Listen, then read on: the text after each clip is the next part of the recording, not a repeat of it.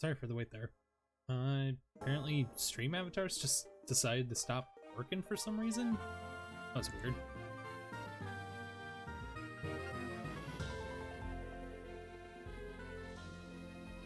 Let's get a few friends in here.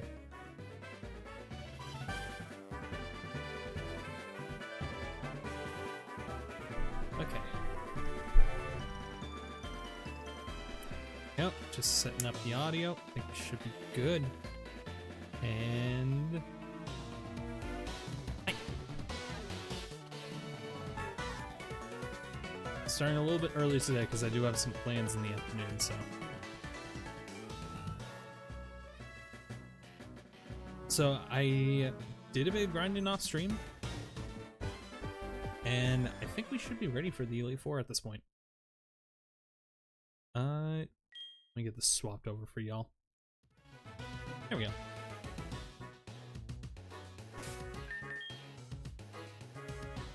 So yeah, as you can see, took care of Manny off screen. Was not going to have a repeat of Ellie from the Platinum playthrough, because that pissed me off. Oh wait, it looks like stream avatars. Got a little bit funky there. There we go.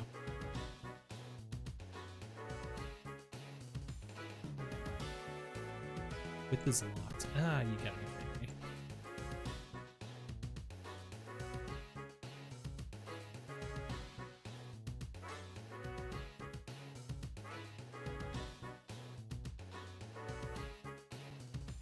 There we go. That should be good. So lock that resolution, set this monitor. Boom. Now it shouldn't have any issues, right?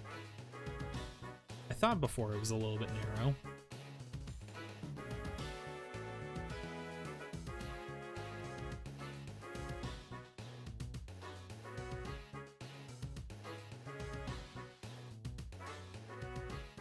There we go.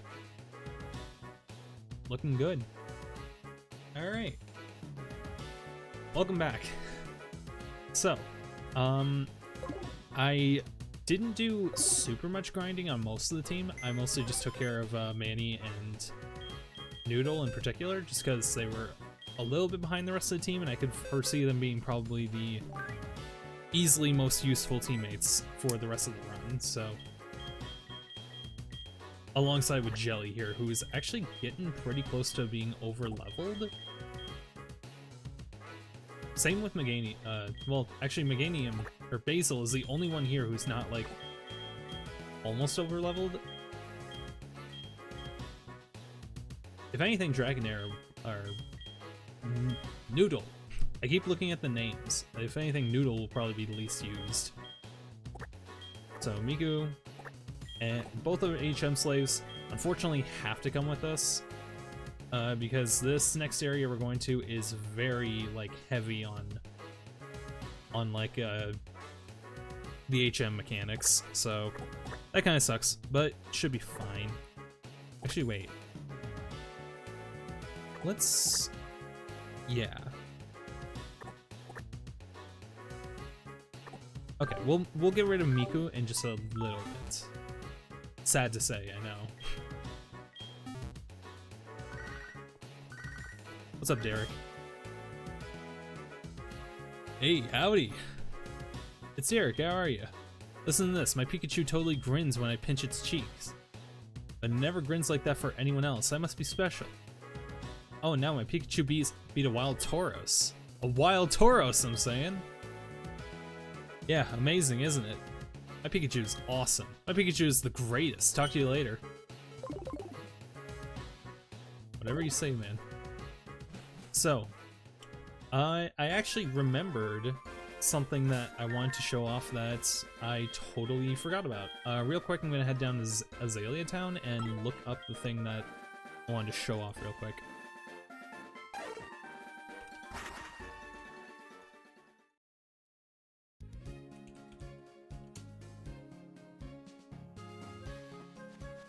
Because I did drop off a few more apricorns over here to Kurt, so now we'll be able to get those real quick. Finish your Pokeball. Obtain the moon balls. Turned out great. Try catching Pokemon with it. Yeah, so the moon ball is actually gotten from the yellow apricorns, which I thought was interesting. For the longest time, I thought it was from the white ones, but I guess not. So I have done a little bit of going crazy with getting items and stuff to have us prepared. And I did actually organize all the backpack stuff, so now it should be a little bit easier for, like, you know, finding stuff. Okay, so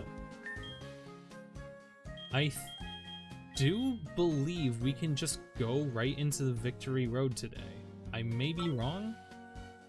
If we have to do the events, if we have to catch the box legend, then this will probably just be an RNG manip stream, unfortunately. But I don't think it's going to come to that. I don't think it's required to do that event until, like, you kind of feel like it. Maybe it is required. We'll have to see. We'll make an attempt to get to Victory Road, and if we can't do it, we can't do it.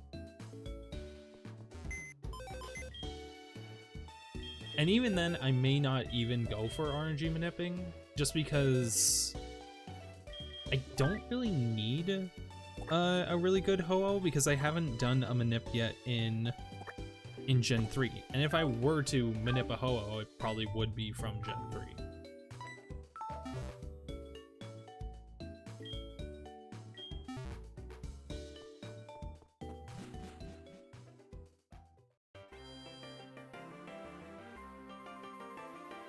Okay.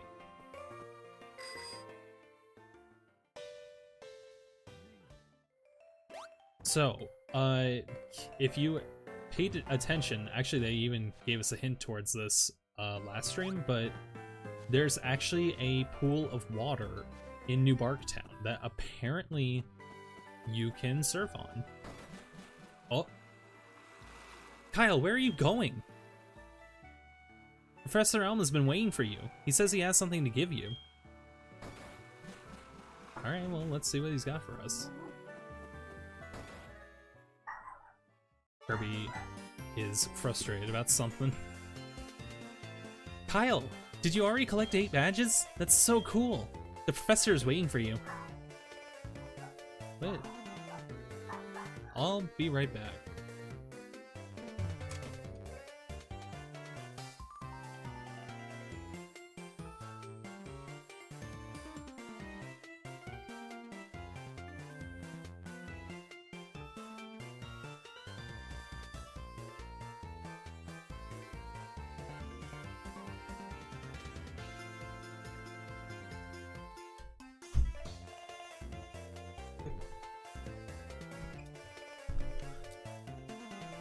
Apparently he's just barking at our neighbors again.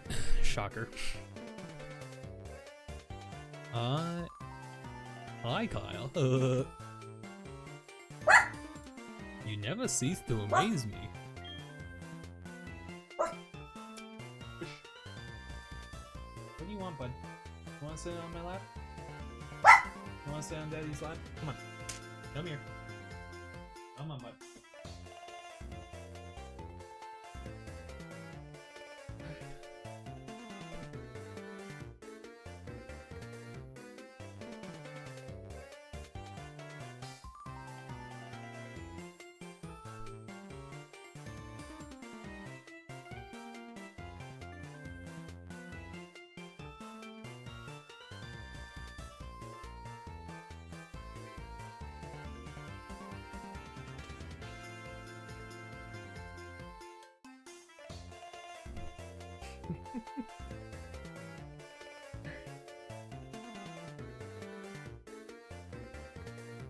Alrighty. Thanks to you, my research is going well. Take this as a token of my appreciation. We get the Master Ball. Oh, wow. I guess that does make sense. We are about to encounter the box legendary, so they probably wanted you to have that. It's the ultimate Pokeball. It'll catch any Pokemon without fail. It's given only to Wasquitwainers. The Wascally Pokemon researches. I think you can make much better use of it than I can, Kyle. By the way, we just had a group of beautiful kimono girls looking for you. Kyle, people are talking about you?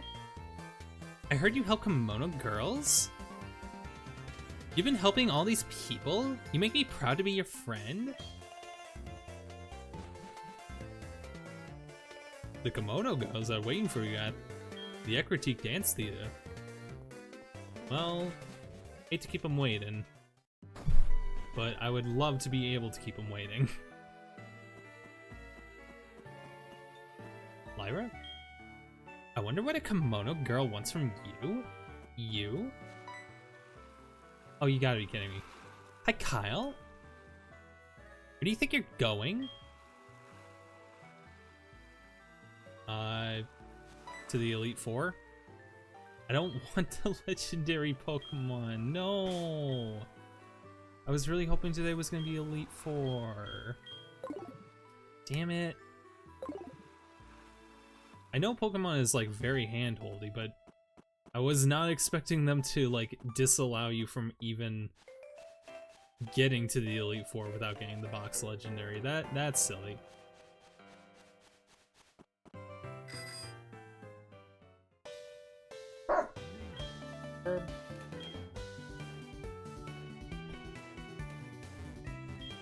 Calm down, bud. Come on.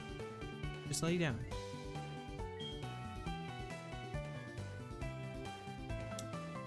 You're being a bit of a nuisance, bud. Come on.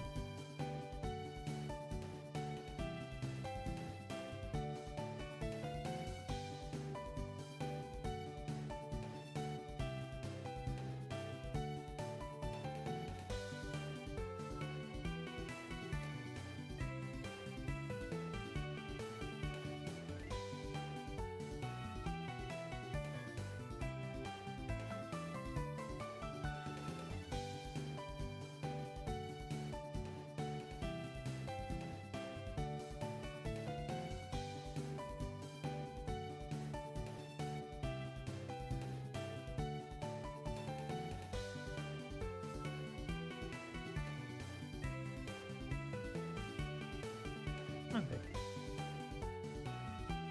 It's time to calm down.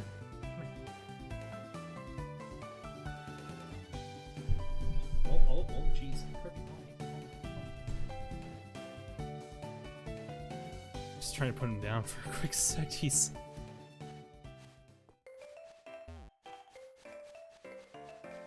Yeah, he's a little bit uncomfy. I have to like keep him in this room so he doesn't bark at the neighbors until Emily gets back. Come on, bud.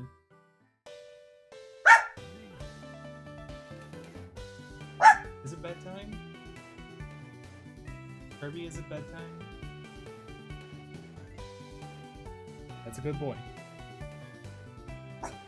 Kirby, you want it to be bedtime? You want to go to bed? You're not really going to have much of a choice but to put you to bed if you're going to keep doing that, bud.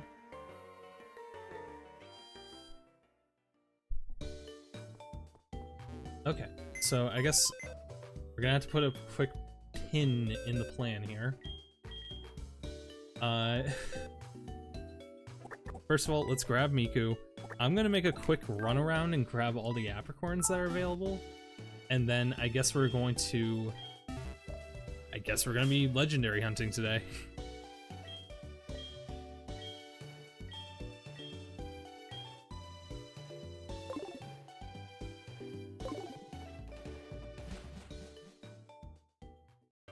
So I actually do have an optimized, well, I don't know if it's optimized, but I do have a route I like to take when I'm running around grabbing the apricorns.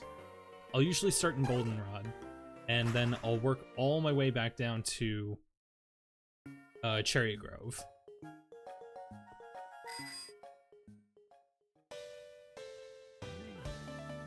And the reason I want to get the apricorns is just because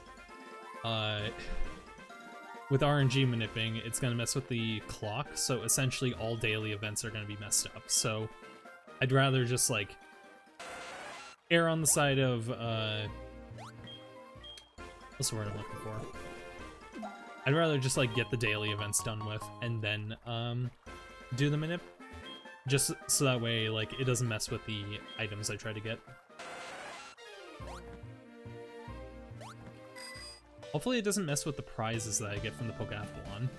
I don't think it will.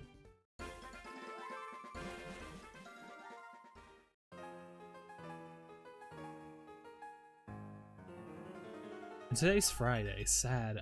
I was thinking maybe we could do a bug catching contest if today's gonna be booked up with legendary hunting.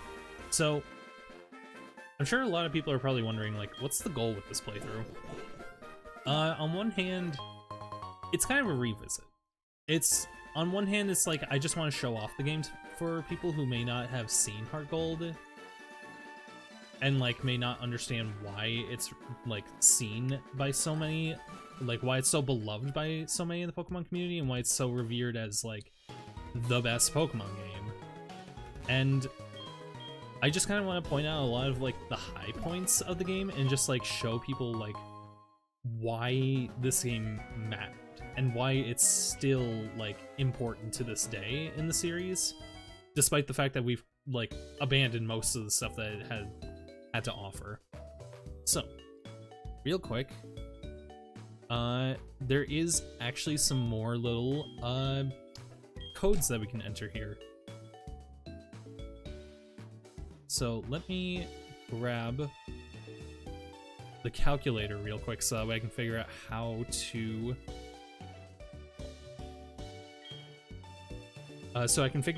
what my code is for this, because it is unique to the player. Pokemon Primo.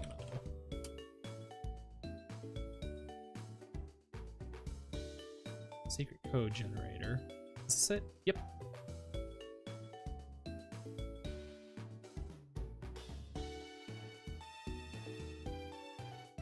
Yep, trainer ID is just 1.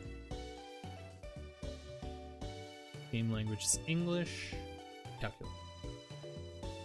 Okay, so we're actually going to be entering a couple different ones. Yes. So I'm actually going. So the first code I'm going to do is grandfather. Nice. Oh my, is that how you feel about me? Never thought of it that way before. By the way, how do you like the way I am so exciting and fun? This is such a good code for this background. Easy win. Nap. That's such a good code.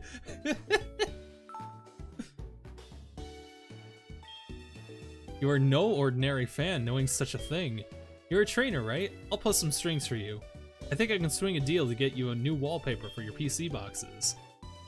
Make sure to keep your channel tuned to the Show Me Show.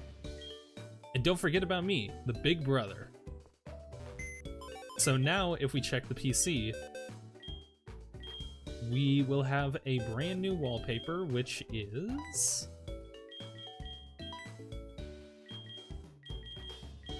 Pokeathlon. Yes, that's why I thought it was so funny when it was easy win nap, because it's like a competitive one. So I guess our code is literally just being a toxic comp player. That's so good. I love that. And then we do have 2 other ones that I wanted to grab.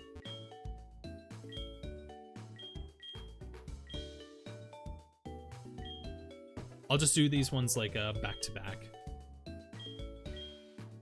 So song strong.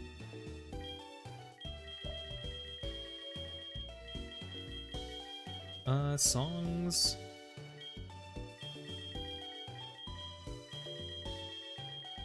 And strong.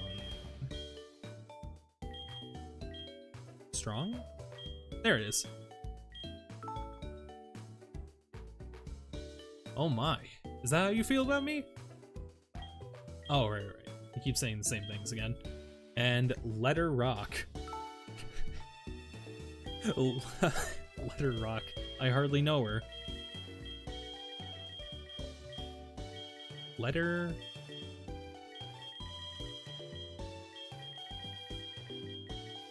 Raffle? Why is Raffle in this, like, set of words? Interesting. Okay, so next one is Me Rock and Father Shedskin. Let's see. Me.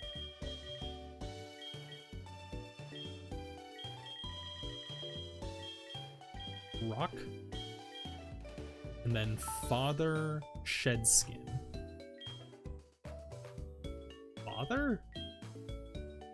What the fuck is that supposed to mean? Okay.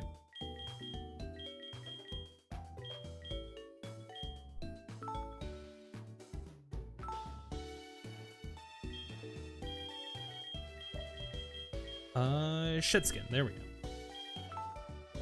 Okay, so these two should unlock us two very different wallpapers. One of them is kind of generic. It's called Big Brother. It's supposed to be like, it's just supposed to be primo, I guess. But the other one, which I think is probably more interesting, is Revival, the Team Rocket wallpaper. I think that's pretty cool. I was waiting until we got to the Team Rocket takedown before I would bring that on. And we also get Big Brother, which looks like this. It's pretty cool. I like it. Okay, so we have a mission before us that we will now get started on. We have to head over to Ekritik, and actually, funnily enough, I did forget a pretty important item over there. There's some random NPCs in the houses. I actually stopped talking to the random NPCs by the time we got to Ekritik for whatever reason, but which was really unfortunate because there is an NPC here who gives you a key item that would have been very useful early on. So let's see. This is like the only house you can go into. This happened when I was young. The sky suddenly turned black. A giant flying type Pokemon was blocking out the sun. I wonder what that Pokemon was. It was like a bird and like a dragon. Is there really a Pokemon that big? If it exists, it must be powerful. What about you? Pokemon at the lighthouse in Olivine is fully recovered. I heard that the boats can safely sail out to sea at night again. I actually kind of forgot about the cutscene. Like, did we see a special cutscene for making the Ampharos feel better? Ah, you're on an adventure with your Pokemon. Well, that's an adventure without... What's an adventure without treasure hunting? Am I right or am I right? No. Oh. To each his own, I suppose. Alright, yeah, sure. What? I love me some treasure hunting. You understand the true spirit of adventure. I like that. Take this with you. We get the dowsing machine. There are many items lying around that aren't obvious. Touch the dowsing machine for a while to see if it makes high-pitched noise. When it does, you know there's an item near you. Walking as you use it makes it easy to find items. Oh yeah, I heard that there are items in Ekritik's buried tower. Right. Or the burned tower. I'll probably read that book another day. For now, we'll probably pass. Kirby? Thud. How is this possible? How can I lose to mere kimono girls? No, come on. Is this chaos control? I can't do the shadow voice. What is going on with me? You were watching me. Yeah, that's right. I never thought feeding 5 kimono girls would be so hard. I got beaten to a pulp. You must have come here for the same reason, right? Don't get cocky just because you defeated Team Rocket. These kimono girls are insanely strong. Go ahead, see if you can defeat them. But I'm not going back. I don't want to see you win. Dick. It looks like he's getting ready to cry. Kirby, what are you doing? Like walking on a bunch of boxes and stuff. We still have to do a little bit of unpacking here. Okay.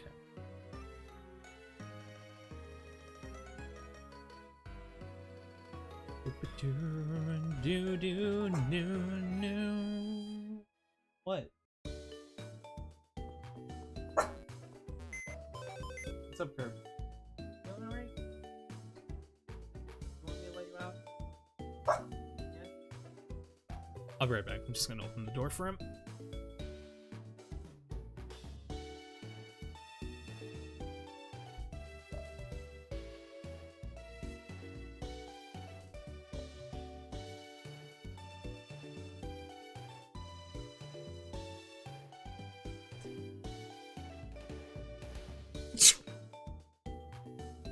Excuse me. Kirby, calm down. I let you outside like 3 times already, bud. Come on. No, I'm not gonna play. I swear to God. He was not like this before I started the stream. The second I start stream, he's going crazy. It's like, oh, I want to play, I want to play, I want to play. Oh my gosh. I love this boy, but he drives me crazy. Okay. Kurt, be quiet. Do you want to sit on my lap? You want uppies? Yeah? You want uppies? How about you come here? Okay. Come on, buddy. Come here. He's trying to lead me out of the room. He wants me to chase it. That's what's going on. He just wants to play. Come on, buddy.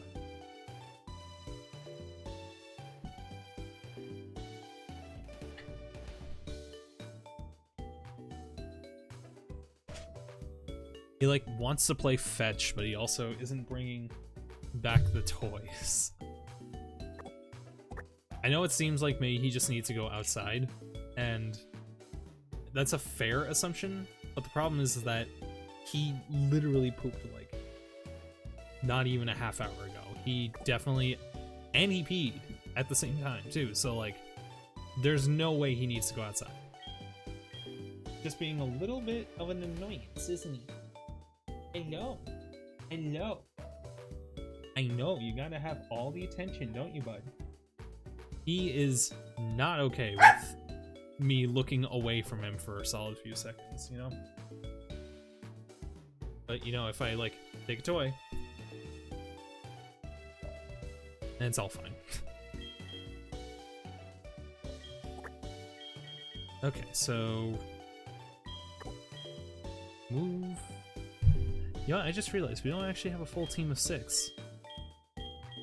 Actually,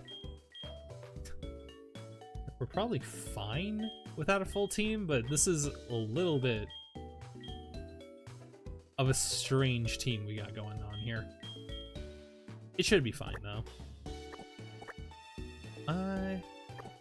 I think leading with Manny shouldn't be too big of an issue. Actually, I think, yeah, we're gonna lead with Noodle. I think that makes the most amount of sense. And I think, honestly, I'm gonna break a little bit of the Nuzlocke rules and, like, ignore the level cap, because the level cap between the last gym and this one is literally 1 level. Claire was level 41, and the Elite Four is gonna be level 42 for the first guy. And then it jumps all the way up to 50. Oh, right, you were the Makoto voice. Welcome?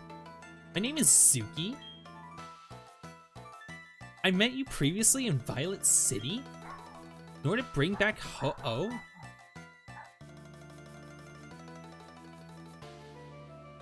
He's just barking at neighbors coming home from work. Don't know what's going on there. Hopefully, Emily should be home in about like 10 minutes or so, so hopefully it'll calm down. In order to bring back Ho-Oh, we needed someone with the right bond with Pokemon. We asked Mr. Pokemon to give this mystery egg to whoever showed true potential. The egg was eventually handed from Mr. Pokemon to Professor Elm, and then to you. However, being pure alone will not be sufficient to face the power of this Pokemon. I must test you. Are you ready? Sure. I will test how closely you've bonded with your Pokemon.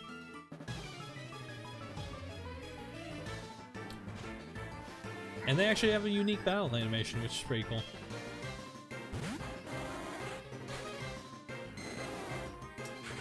They were not kidding when they said that these guys are tough. Oh, and I forgot, I have battle animations turned off. I'll need to take care of that once this fight's over. I'm gonna send out Muscle for this. Okay, one sec, I need to take care of them.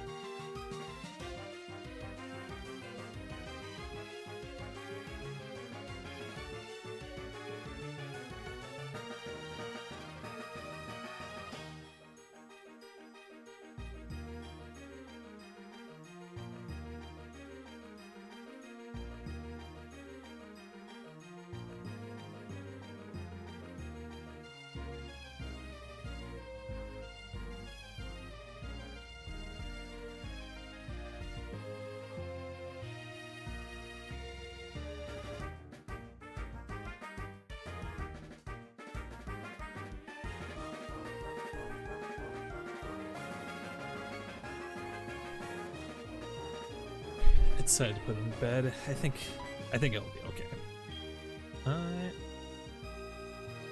So you're not going to be very heavy. I think I may be faster than you. I did not notice that I got confused. Whoops.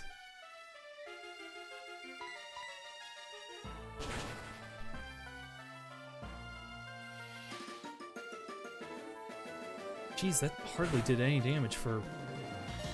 Oh. Okay, heal. Please do not die.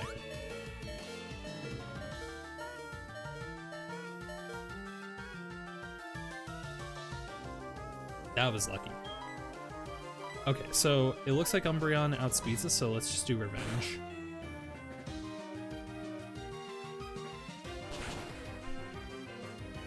There we go. A little scary, but no big deal.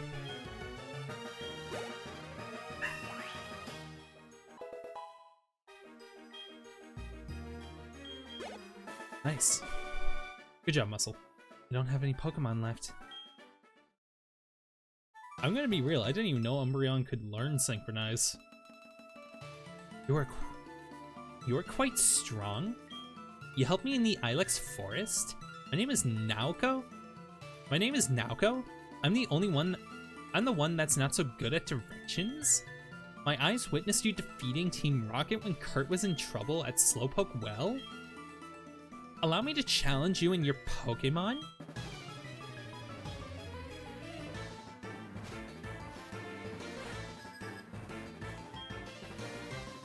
Alright, let's see it, Naoko.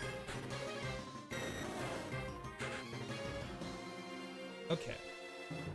Slightly concerning for Noodle, but also at least we know that Synchronize can't... Okay, never mind. Let's get Noodle out of there. Shoot, what type is Basil? It just makes more sense to send Jelly out. Really don't want to do it, but kind of don't have a choice. Sheesh. They were not kidding about the kimono girls being strong. Jeez.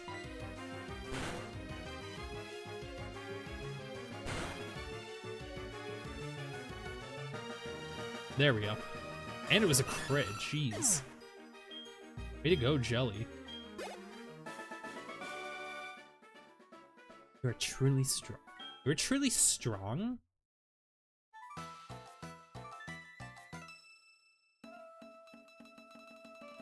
You are quite the trainer. I remember you chasing off that Team Rocket grunt right from here. I must thank you for that. Although I'm actually a trainer myself, she who knows the most speaks the least. I am Miki, the kimono girl.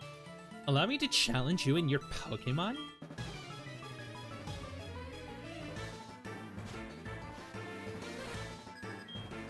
Yeah, so as a kid, this fight was another one of those moments where the game was just like kicking my ass for being like, I don't think it was because I was a Chikorita player. I think it's just a general fuck you kind of moment in the game. Sheesh. Just quick attack alone did that much damage. Well, I do have Aqua Tail. And I outspeed you somehow, thankfully. Oh, and Shed Skin. That was lucky. I wonder why Shed Skin didn't kick in for the Paralyze that we got earlier. I guess just Synchronize overwrites it.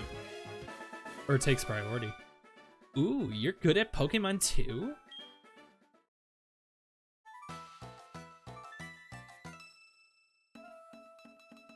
Excellent fighting spirit?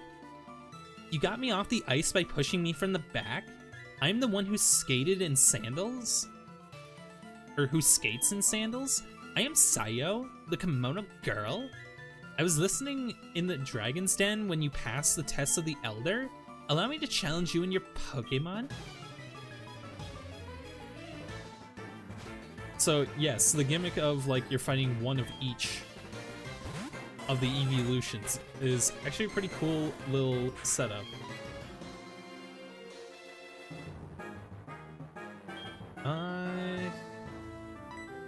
I'm actually gonna send out Manny for this. Because he is much better equipped to deal with Jolteon. Shoot. Mud Bomb is our best move, but it's not accurate, and it just double teamed. Well, let's just see. Way to go, Manny, I love you. That hardly did anything, though. Ooh. Which of these are physical? Is Ice Shard physical? I think it is.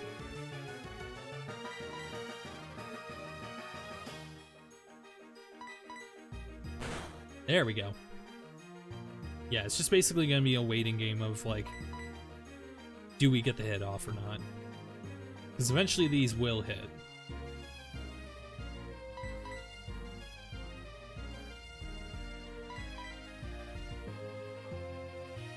How does Last Resort work? There we go. I guess we don't need to find out, thankfully. Oh, so close. I almost had you?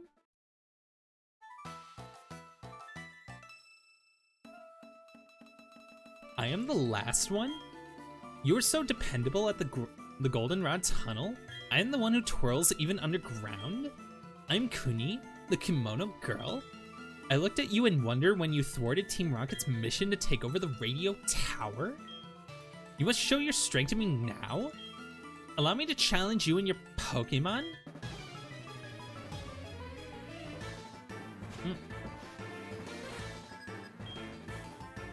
Or is it Kunai? No, it's not Kunai. Sorry, TF2 brain. I see that and I'm like, is that the word that I'm used to seeing?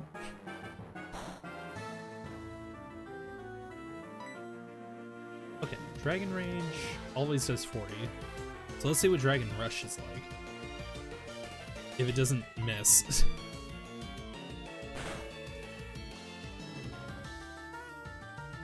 Nice. Probably just Dragon Rush again. And we won the speed tie, that was lucky. Way to go, Noodle. Yeah, so the unfortunate thing with Noodle is that we're already, like, 2 levels before the level cap. Oh, you are wonderful? And it's not gonna be a little bit until the Elite Four. And It doesn't evolve, it doesn't fully evolve until level 55? Right? Is that when Dragonair evolves?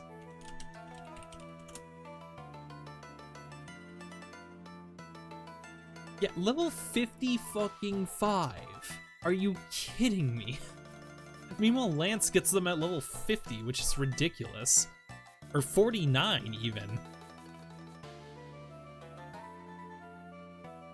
Yeah, that's an insane, like... It is insane just how, like, the team that Lance ends up getting. We were not wrong about you. You are indeed worthy of this? Of this? Please take it. You get the clear bell.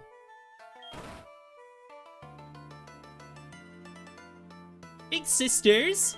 I just saw a big shadow of a Pokemon over the bell tower. It could be. We'll be at the bell tower. See you there.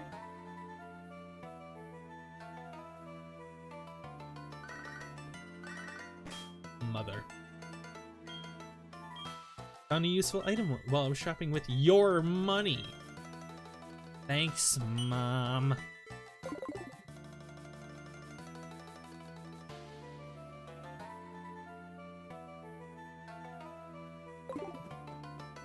A friend of mine just sent some videos of their kid running around. Looks so cute.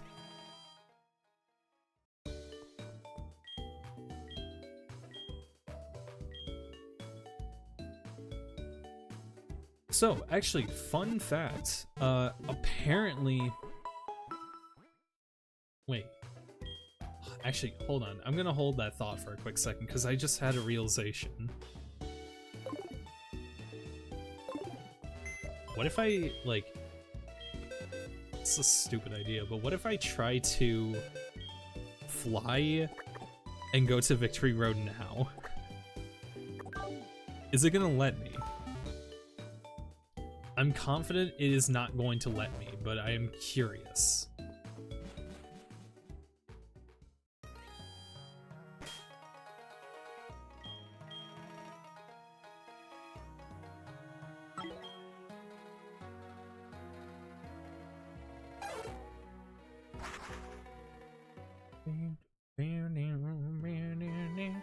Damn it, Lyra.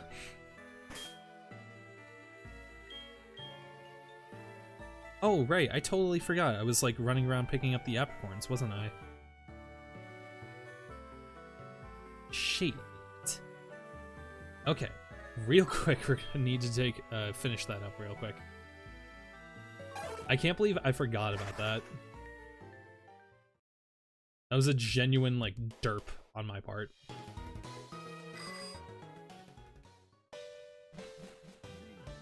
So, I was actually going to point out earlier, apparently this was, when Gold and Silver originally came out, the plan wasn't to have it be another dual release like Red and Blue. Apparently, the original plan was to just have a single release, and it was just going to be Gold. It was going to be... Ho-Oh was basically just going to be the solo legendary for Gen 3, and they didn't have a plan for there to be a conflicting legendary. But apparently everybody at Game Freak loved the design of Lugia so much that they decided that they had to give it a bigger spotlight. So and they didn't want to replace Ho-Oh. I'm assuming it was probably because they already really liked that design too and like had too many plans in place for it. So essentially they just gave Lugia his own game just because they figured, or rather her own game, as I'm sure Tajiri probably prefers everybody to refer to Lugia as.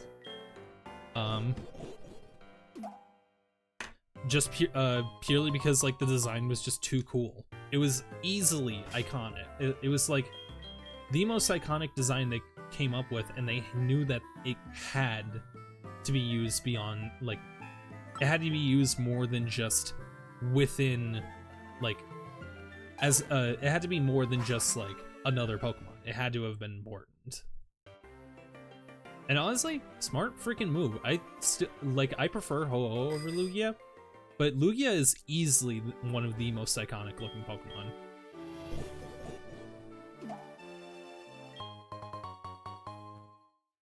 Like, it's got an incredibly good silhouette. It looks good at pretty much any angle. I don't know, I can't really sing too much praise about it because, like,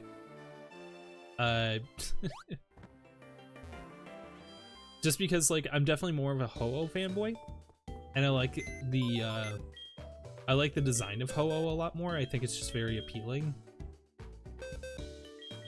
But that would also, but I also don't want to discredit, like, just how good Lugia is.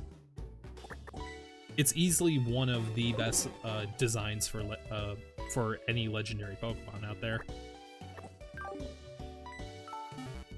And it's kind of a shame that, like, the movie for Lugia kind of sucks. I thought the concept of, like, gathering the 3 legendary birds like, summons Lugia. But, like, it kind of sucks that it didn't go anywhere with that.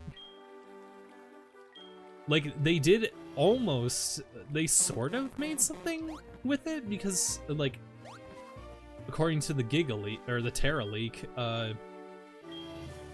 Arceus, like, or like the summoning circle for Arceus, like, apparently the 3 legendary birds summoning Lugia is canon, like, in the games, alongside with, like, you know, the Reggie summoning Regigigas, and what was the other 3? The 3 legendary dogs summon Ho-Oh? No. What were their relations to each other, actually, now that I think about it? So you had the Reggies, you had the legendary birds, and the legendary dogs. I would need to see that photo again, actually, because I've fully forgotten. And I am going to just skip the Apricorn that's up in Lake Rage, because it's just another, like, it's just one Apricorn. I don't care about missing just one.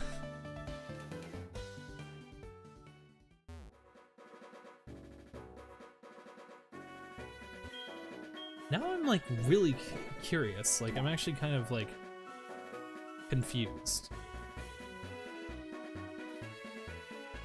And I don't have the photo anymore. Or wait, do I? No, I don't. Oh, yes, I actually technically do.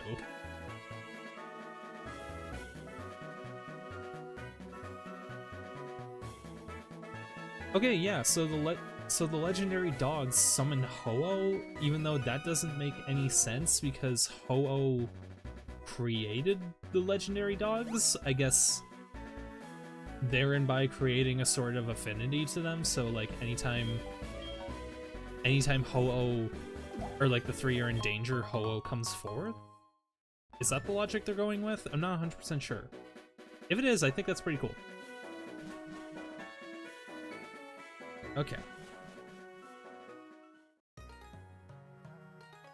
So there's just these 3 over here, and then there's the 3 in Azalea Town, and then we can get started on the tower. What was actually the name of the tower? The Bell Tower? I think that's what it was called. Which is kind of a weird name when you think about it, because it's not... Because when you say Bell Tower, I'm thinking like Mario Sunshine, like the 2 giant bells in Delfino Plaza.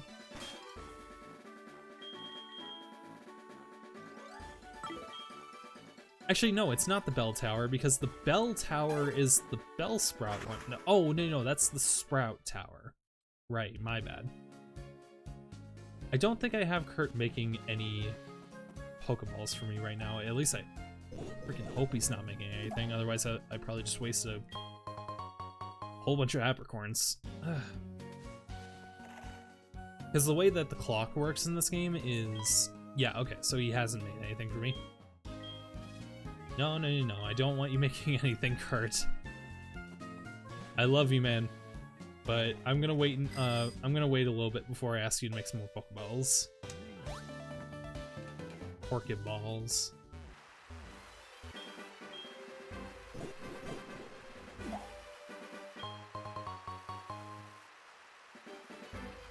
Yeah. And that's the last one. Sweet. Yeah, so that's like my little route for getting all the getting all the apricorns. Azalea Town is in its own little bubble, so like you just kind of get these whenever you feel like it. But I'll like run from Goldenrod, get the one that's on this route, grab the blue one here, grab the yellow one in Violet, and like have a cut user while I get all these ones on the way down. And then with this one, I just like run over, grab the red one, retreat, surf, and boom. Then the reason I start in Olivine is because the ones on this route have like that one-way leap. So, and all the ones in Olivine actually, or all the ones on Route 38 and 39 actually don't have any one-ways. They technically do, but like it's more convenient. Like you don't have to run into as many grass piles if you go from Olivine to Ecruteak and not vice versa. That's what I found, at least.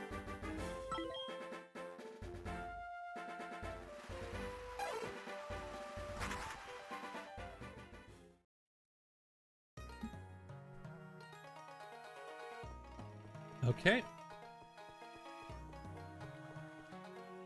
But before we go, just when you least expected, you look so photogenic, why not have a picture taken?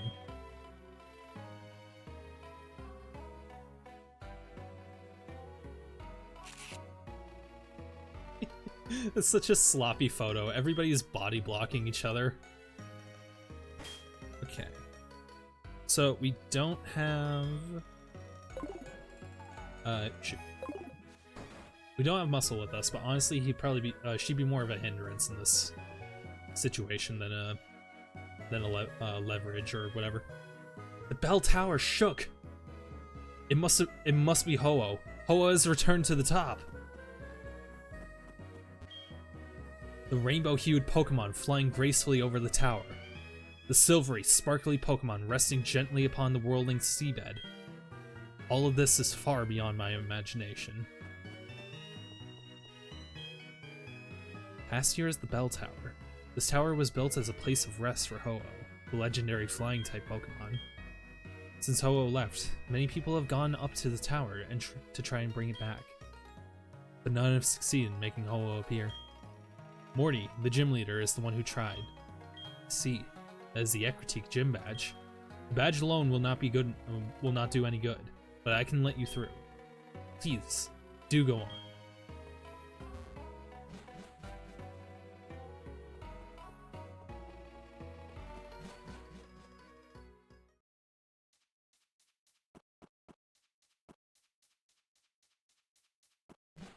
I've always loved that part of the map as a kid. Welcome to the Bell Tower.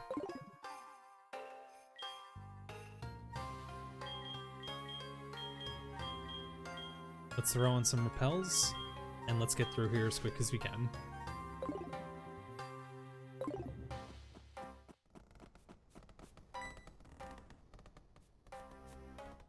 That thing you have.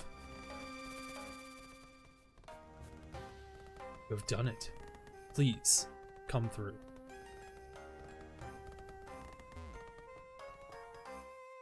Doesn't even make room for us. Thanks, guy.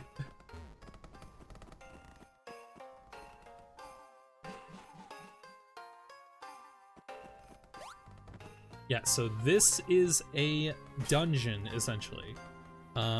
We're going to, real quick, I'm going to move the dowsing rod here, and I'm actually going to register it real quick. Because there are a lot of hidden items in here. In fact, it actually looks like there's a handful. It's like coming right up. Yeah, so somewhere up there.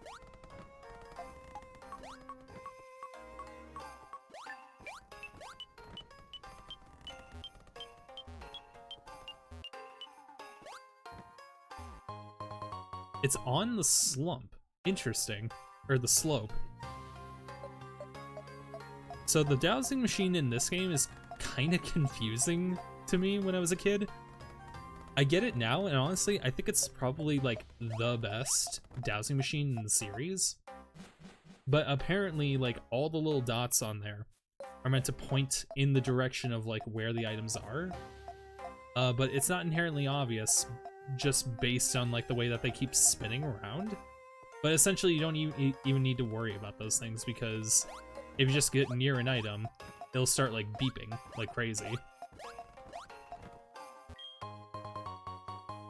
Ooh, PP ups. That's actually really good. Where's this ladder lead us? Just to the next floor? No. Okay, so that's for a failed portion of the next floor's puzzle, I guess.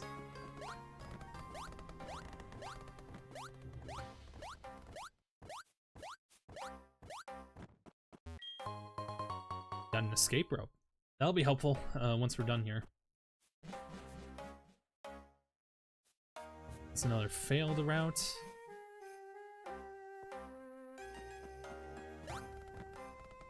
Any items in here? It's looking like that's a no. Okay, so we're aiming for the top left up here. Real quick, I want to get the item that's down here. And I want to equip another repel. It's a good thing I got a bunch of these ahead of time. Oh, whoops. Messed that one up again.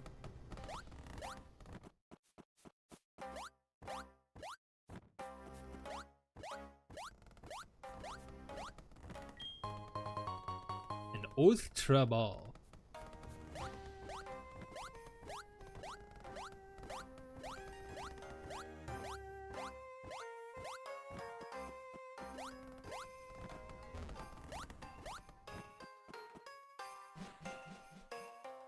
Alright.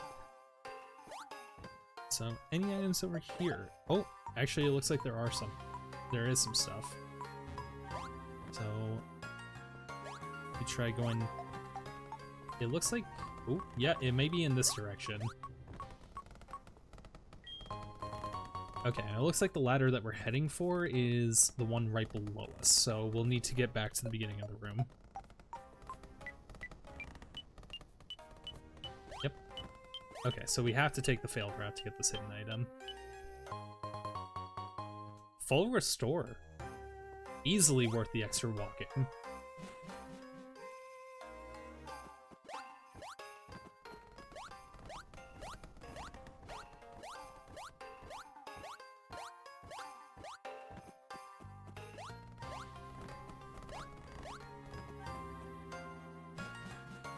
Yeah, it looks like the path for here isn't so bad, as long as, like, you know most of the way.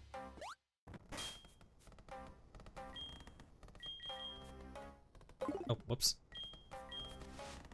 Because it looks like I've only had to use, like, 3 super repels, and I'm basically trying to get everything.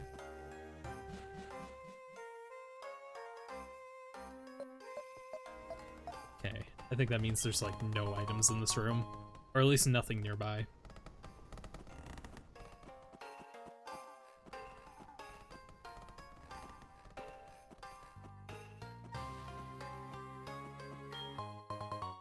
Full heal. Always helpful to have one of those.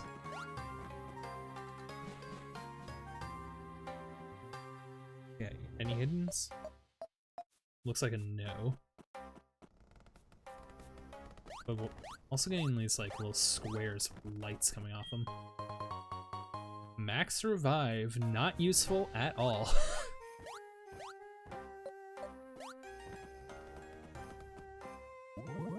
So yeah, these are warp panels, and we're basically gonna have to keep track of almost all of them. HP up. EV related moves, we'll always take those. Not bad. Or EV related items are always helpful. There's an item right here. Another full restore. Okay, maybe I spoke a little too soon about this place not being super hard to beat.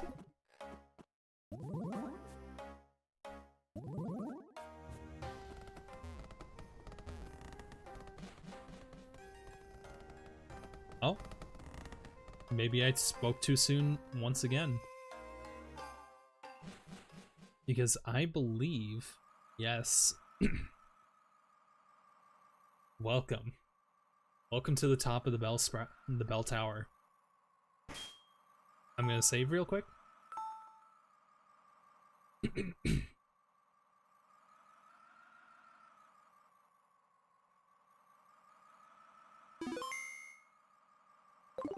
And let's step forward.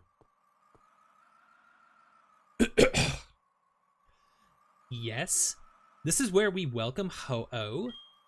When the dance we practiced for many days becomes one with the sound of the clear bell we entrusted to you, then Ho-Oh shall appear, or Ho-Oh shall come down from the great arc of the sky once again?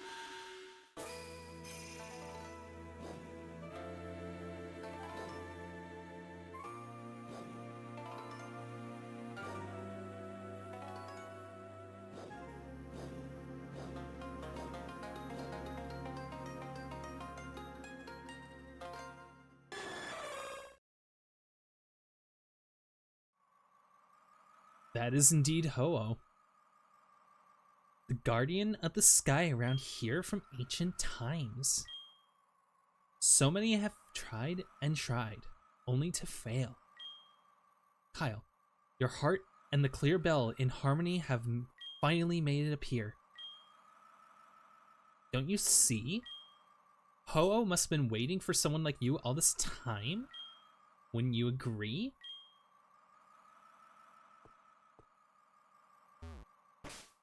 Let's save.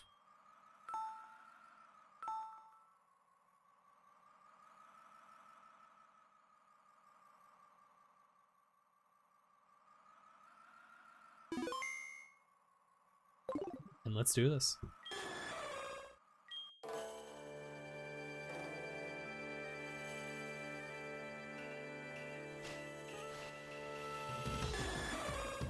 I forgot to turn on it. Battle animations again. Damn it. Okay, yes, so Ho-Oh has pressure, so that essentially just means that we just use up double the amount of PP that we have, which is honestly not that big a deal. Okay, so Noodle has like pretty high physical attack, so I'm actually gonna go Dragon Rage for fixed damage. Okay, yeah, we can definitely do a Dragon Rush.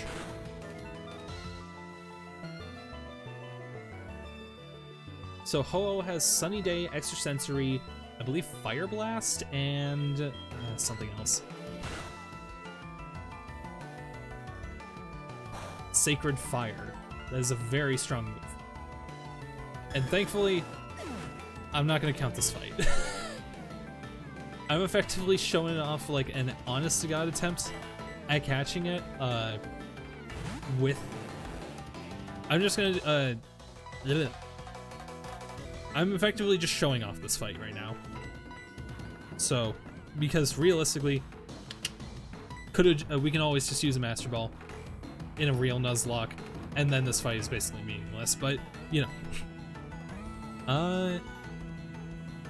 Shoot, what would actually be a good... Let's go with a Love Ball. Basically useless. 1. Damn. Looks so slay in that,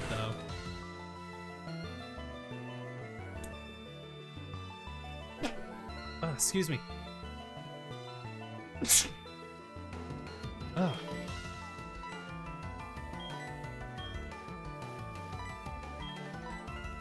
Being able to put it to sleep would definitely increase the catch rate, but honestly, this is fine.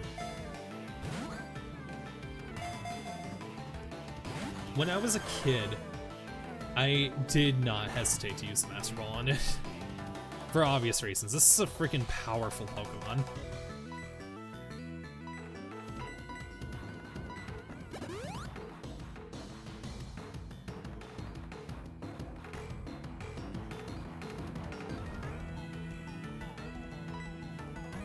So, what would actually be a good thing to catch you with? I mean, Heavy Ball would be okay. If I caught you in the Moon Ball, even though you're supposed to be like, kind of like the sky and like the daytime Pokemon. 1, 2. That would have been really funny, honestly. Kind of like an eclipse.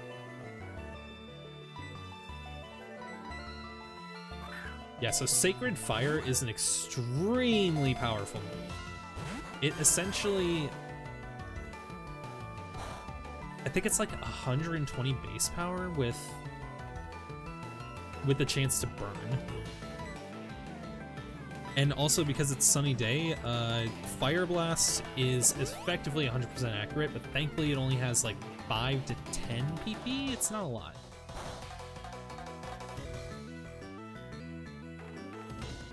There it is. Jelly finally got burnt. So this is why they give out a ton of full restores in the tower, because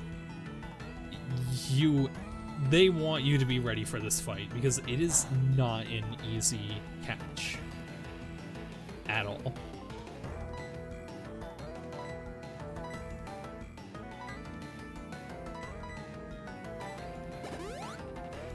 Effectively, this isn't much of a strat, but my only plan is to kind of like whittle down, especially when we get crits like that. My plan is essentially to kind of whittle down its PP. Don't take that out of context. I'm trying to get rid of like its moves, except for extra sensory, which I know is its weakest. Like, when I was a kid, I just went crazy with Ho-Oh. It was like my main Pokemon because I was obsessed with it. I love the colors.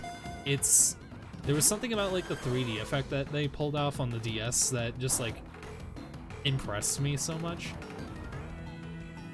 And like the one thing that I kind of hated that I did as a kid was I replaced Sunny Day with Fly. A horrible, horrible move in terms of damage, but you know, it was a mainstay on my Ho-Oh because it was convenient. Like I could use Ho-Oh to fly me just about everywhere.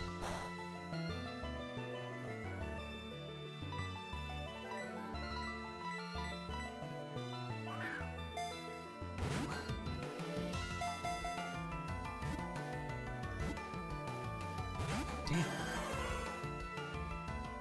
What's the most shakes that we've gotten so far? Just 2?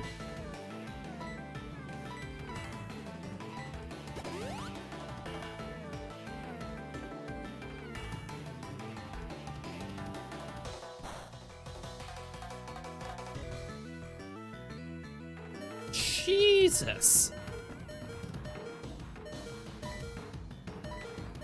Imagine if I didn't heal, like, I mean, I guess I'd be dead.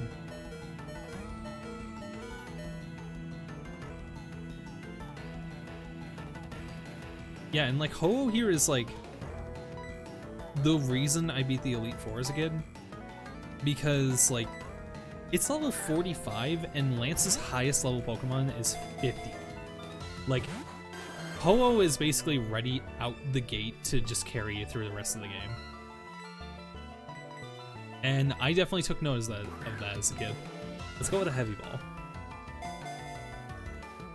Damn.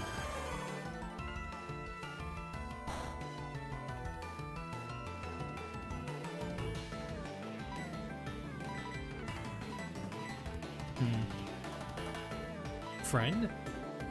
Friendship? Damn.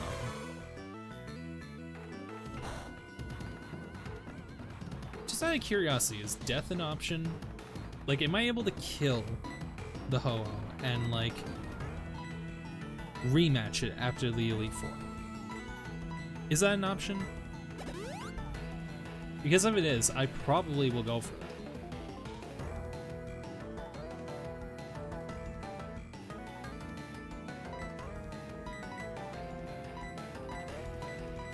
Come on, love. Love ball.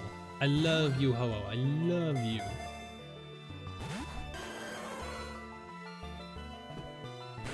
But I do. Okay, upside down love ball. I hate you. I hate you. I hate you. I hate you. I hate you. I hate you. Okay, maybe I said a little too much. Laid on a bit thick.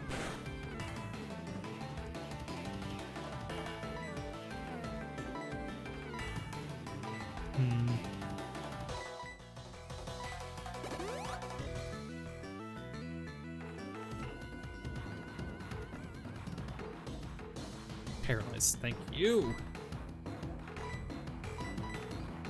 I feel like it's gotta be either a love or a moon ball.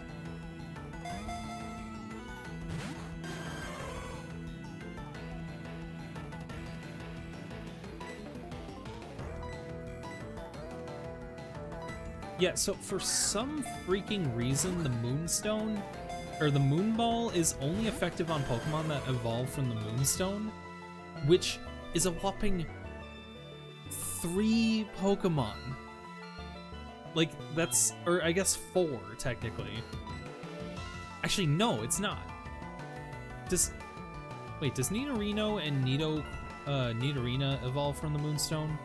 I know for sure that Clefairy and Clefable, or Clefairy and Jigglypuff both evolve from the Moonstone.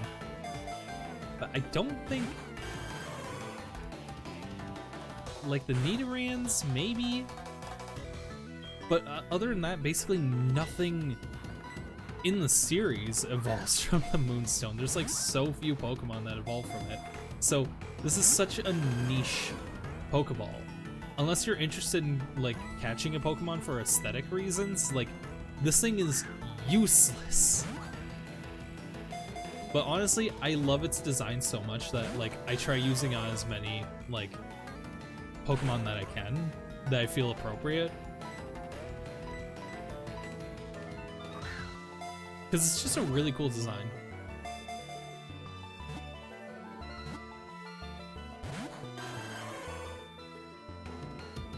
That's it. I actually wasn't paying attention to the color for like when the Pokemon gets released. It kind of looked like it was pink. The problem is that I don't have any good Pokeballs for matching Ho-Oh. Like, maybe there's an argument for like the Friend Ball, but also I do want to shiny hunt this thing. Maybe Lure Ball has an argument because Screen Red in this game. Every other game though, it's not. Zam.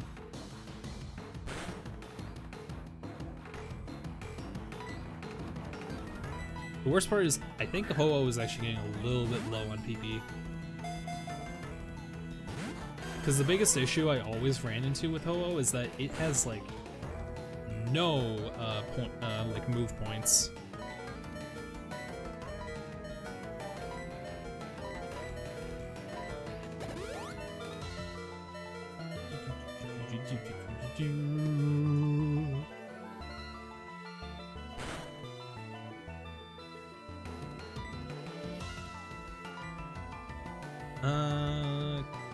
Come on, Ho-Oh. Come on, Ho-Oh.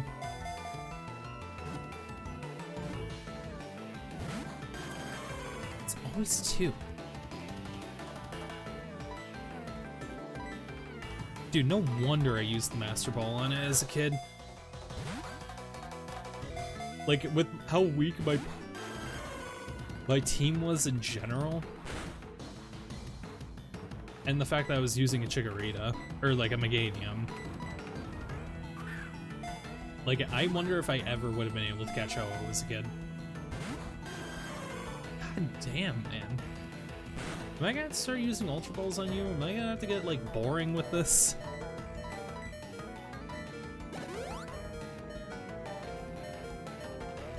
Real curious.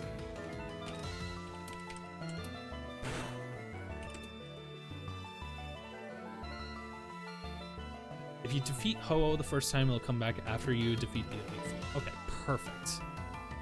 So we can effectively just do this as a throwaway attempt where I pretend to catch Ho-Oh. We'll actually go back for a proper catch on it. But essentially this is just like kind of demonstrating just how hard this fight is in terms of catching Ho-Oh, because he does not let up. He's got a really low catch rate, and the amount of power that it holds is ridiculous.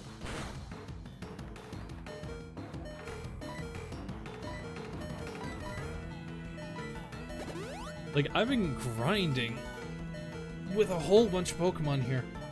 And imagine if I was just using my starter. Like, I'd be weak against, like, all of these moves. Okay, maybe I wouldn't be weak to extrasensory, but,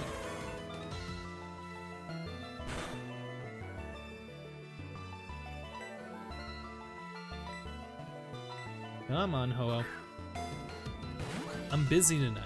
I gotta go to like an anime viewing party or whatever. I shouldn't have said that it was anime.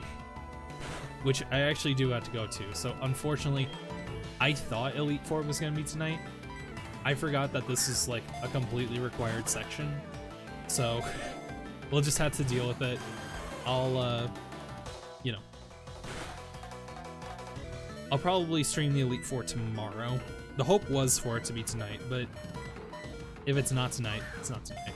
I can probably just show off a couple other little things like, what's the word I'm looking for? Like Pokeapplon and whatnot, because there is actually an item I need to get. I was not paying attention.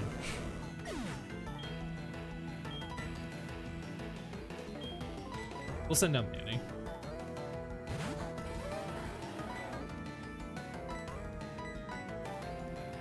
I'm thinking for future, like Nuzlocks or just challenge runs, I think like for future playthroughs, I'm not gonna do Nuzlocks anymore. Like, I'll do challenge runs where like I'll employ like some level of Nuzlocke-esque rules, but like I don't think I ever want to do a Nuzlocke again. I'm gonna be honest. I think they're boring. Like, I think they're like a lot of fun if you're watching a very skilled player do them. But in terms of playing a Nuzlocke, I liken it to bashing my head in like constantly, because I'm doing grinding non-stop for like my Pokemon to effectively just either wipe a gym or, you know, just get its teeth kicked in. It's really freaking boring. So I'm kind of thinking like, if I decide to do Black and White, like a full playthrough of that, I'm probably just gonna do like a no item clause, and that'll be it. Like no deaths, no permadeath or anything like that, because I think it's really, really hard to get attached to the teammates when they just keep dying. Because like it ends up being, it feels like the whole Nuzlocke thing is just like, there's two different Pokemon, right? There's your hard carries, and there's the ones that die like instantly. You only care about like the hard carries, and then the ones that don't, that just basically are sitting on the bench for the whole time, they just like take forever to get caught up to the rest of the team, or they'll die in their first fight. And it's like, well, that's a lot of fun, you know? I just spent a whole bunch of time making this Pokemon viable for battle, and it died instantly. Or they'll get caught up and, you know, you're just gonna sweep the gym, and it's like, man, that was boring. What a pathetic fight. And I think I'm just gonna do away with like the level cap rules. Like, I think they're fair to an extent. I think for a Nuzlocke, I think they're like a good sense of like how to pace yourself for a Nuzlocke, but honestly, I think they're a good way of pacing yourself to keep the fights fair, but I think combining the Nuzlocke rule on top of it is just overkill. Like, I think level cap is good for a casual playthrough, but for Nuzlocks, it's like, it's kind of silly if you have to like stop yourself at like the exact same level as your opponent, especially for the Elite Four, because then you're just stuck with the level that like the first Elite Four member is at. And in HeartGold and Soul Silver in particular, that's a pretty bad level because it's level 40 freaking 2. A lot of Pokemon evolve at level 42, but not, you know, there's some omissions, like motherfucking Lance getting 3, he gets 3 Dragonite, and you can't even evolve Dragonite until 55. His strongest Dragonite is level 50. The rest of them are in the 40s. Oh. There it is. So yeah, like, I feel like HeartGold and Soul Silver, like, the level cap plus Nuzlocke rule is kind of unnecessary. I just feel like it doesn't really enhance the fun a lot. Like, maybe it's more fun for viewers, but you know. Hey, look, the soundtrack is mimicking chat. Sorry. But it's like when like nobody's watching, it really does come down to like what makes the game fun and what gives me something to talk about. And the deaths don't give me anything to talk about. Especially in HeartGold and Soul Silver, where like majority of the game is easy, and then there's just like occasional spikes in difficulty. I don't think that makes HeartGold and Soul Silver like a flawed game at all. I think it's just more of an issue of like my enjoyment of Nuzlocke, really. I think that's really what it just comes down to. It's just like, I think they're just not for me, for the most part. If the level cap rule isn't really in place, I think it would be more fun. Like, without level caps and without items, I think that would be more fun than, like, with level caps and without items. Because without items and level caps, that's just brutal. You must really know the game well if you, like, are willing to put that many, like, restrictions on the game. And honestly, power to you. But, like, I'm not at that level, and I don't think it's fun, personally. I think it's just, like, it kills a bunch of my time in grinding that ultimately goes towards nothing when the teammate basically dies or rolls the next gym, you know? Like, I don't think that's for me. I don't think that's really what I'm in, like, I come to Pokemon for, at least, like, that's not why I come to the battle system in Pokemon for. I personally only really care about battles in Pokemon once the story is over, you know? Like, I like battling people. I don't like battling the AI because they're gonna usually do brute force strategies that are kind of boring that you can easily kill with just a basic type effective move. I don't think the battles in, like, the story for Pokemon are usually all that strong. And in fact, I think they're pretty boring. I would rather, like, get to the battle frontier and do Wi-Fi battles and stuff like that. I don't really get much enjoyment out of spamming a type effective move against an AI that's just constantly either setting up or, like, spamming quick attack, you know? Maybe that's like an oversimplification, but it's like, it's kind of what we went through with Price and Jasmine, where it was just like the fights were basically just like cakewalks because I had over-prepared. And like, yeah, you can blame that on like me over-preparing, or you can blame that on the level cap, or like how the level curve in HeartGold and Soul Silver is ridiculous, or whatever the hell you want to blame it on. But I'm just gonna say, like, I have significantly more fun when, like, I just don't use items, but I don't, like, throw away my Pokemon just for failing one time, you know?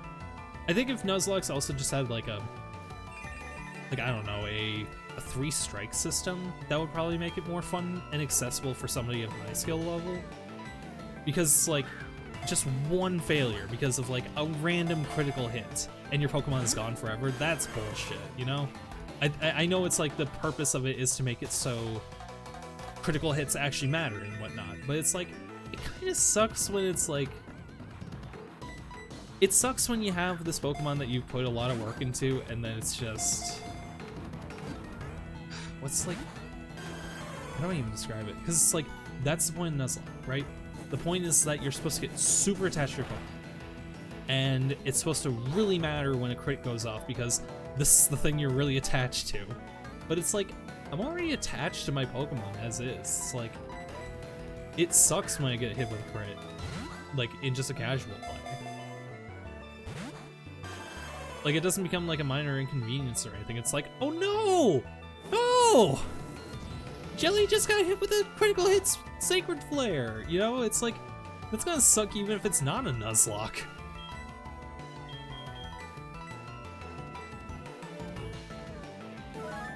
I think just simply nicknaming the Pokemon and like keeping item use to either a minimal or to non-existent levels is more than enough challenge for me. I think that's like, I think that's fun. If like maybe the Pokemon had a single lifeline each, like if they die, if they get knocked out a second time, then they're gone forever. I think that's more fair, because like you're never gonna be able to predict it. And I think that just ruins a lot of the fun of the Nuzlocke, honestly. If critical hits didn't exist... See, I don't even think I can really say that. Because I was thinking, if critical hits didn't exist, I think Nuzlocke would be a lot more fun. But the problem, though, is that then you would have these really stagnant playthroughs that all kind of do the same thing, because it's more deterministic. The only thing that would vary is like your Pokemon team, but it's like when critical hits aren't really that big of an issue most of the time, I don't know. I just kind of want to know like what other playstyles most people do for like Pokemon playthroughs, because like I almost feel lesser for admitting that Nuzlocks are too hard for me, but that's what they are. Like bottom line, end of the day, it's just they're too hard for me, and I don't get any enjoyment out of it, because like you're kind of just subject to the game's RNG. And I like speedrunning more than I like JRPG systems, if that makes sense. So like, I'm not coming to Pokemon for challenge, I'm just kind of coming to it for the strategies. So like, if I can find a way to get through, like blast through the game faster, that sounds more fun to me than like intentionally gimping myself with like as many restrictions as possible, so that way the game has some sense of difficulty. And it's like, I don't need that. That's not what I'm looking for. I'm just looking for like a new way to play the game, if that makes sense. Like, in terms of like, I want to try this move with this Pokemon. That's the kind of difference I'm looking for. I'm not looking for like, okay, I need to like literally clip, I need to use a paper clip on my ball sack every single time the Pokemon dies. It's like, I think I'm fine without like, intentionally like making the run more difficult every single time a single fuck up happens. I don't know. That's just kind of me. That said, watching a skillful Pokemon player do Nuzlocks, I think is really entertaining. I'm just not at that level of skill, so it's just not fun for me to play. But that said, I am still enjoying this one for the most part. It's just bullshit moments where it's like, you know, where Star died to a freaking 5% chance Corsola while I was like grinding without like paying it too much attention because I was focused on making conversation. And it's like, come on. That's the stuff where it's like, it makes me question like, why do people tout this as the ultimate way to play Pokemon? It's like, it just feels boring. You have to hard focus on every single battle because they all matter. It's like, yeah, maybe if you're really into the idea of like grinding in RPGs, like, yeah, maybe there's some appeal there, but it's like, I don't get that at all. I think grinding is absolutely the worst part of RPGs, and it's like why I see you. And it's like, you know, it's the main reason I'm like, it's why I'm more of a platformer guy. I like shooters and platform. Well, maybe not shooters, but like I like TF2, platforming games and stuff like that because like I like movement tech. That's what I'm more so interested in, and I like collecting. I like movement and I like collection.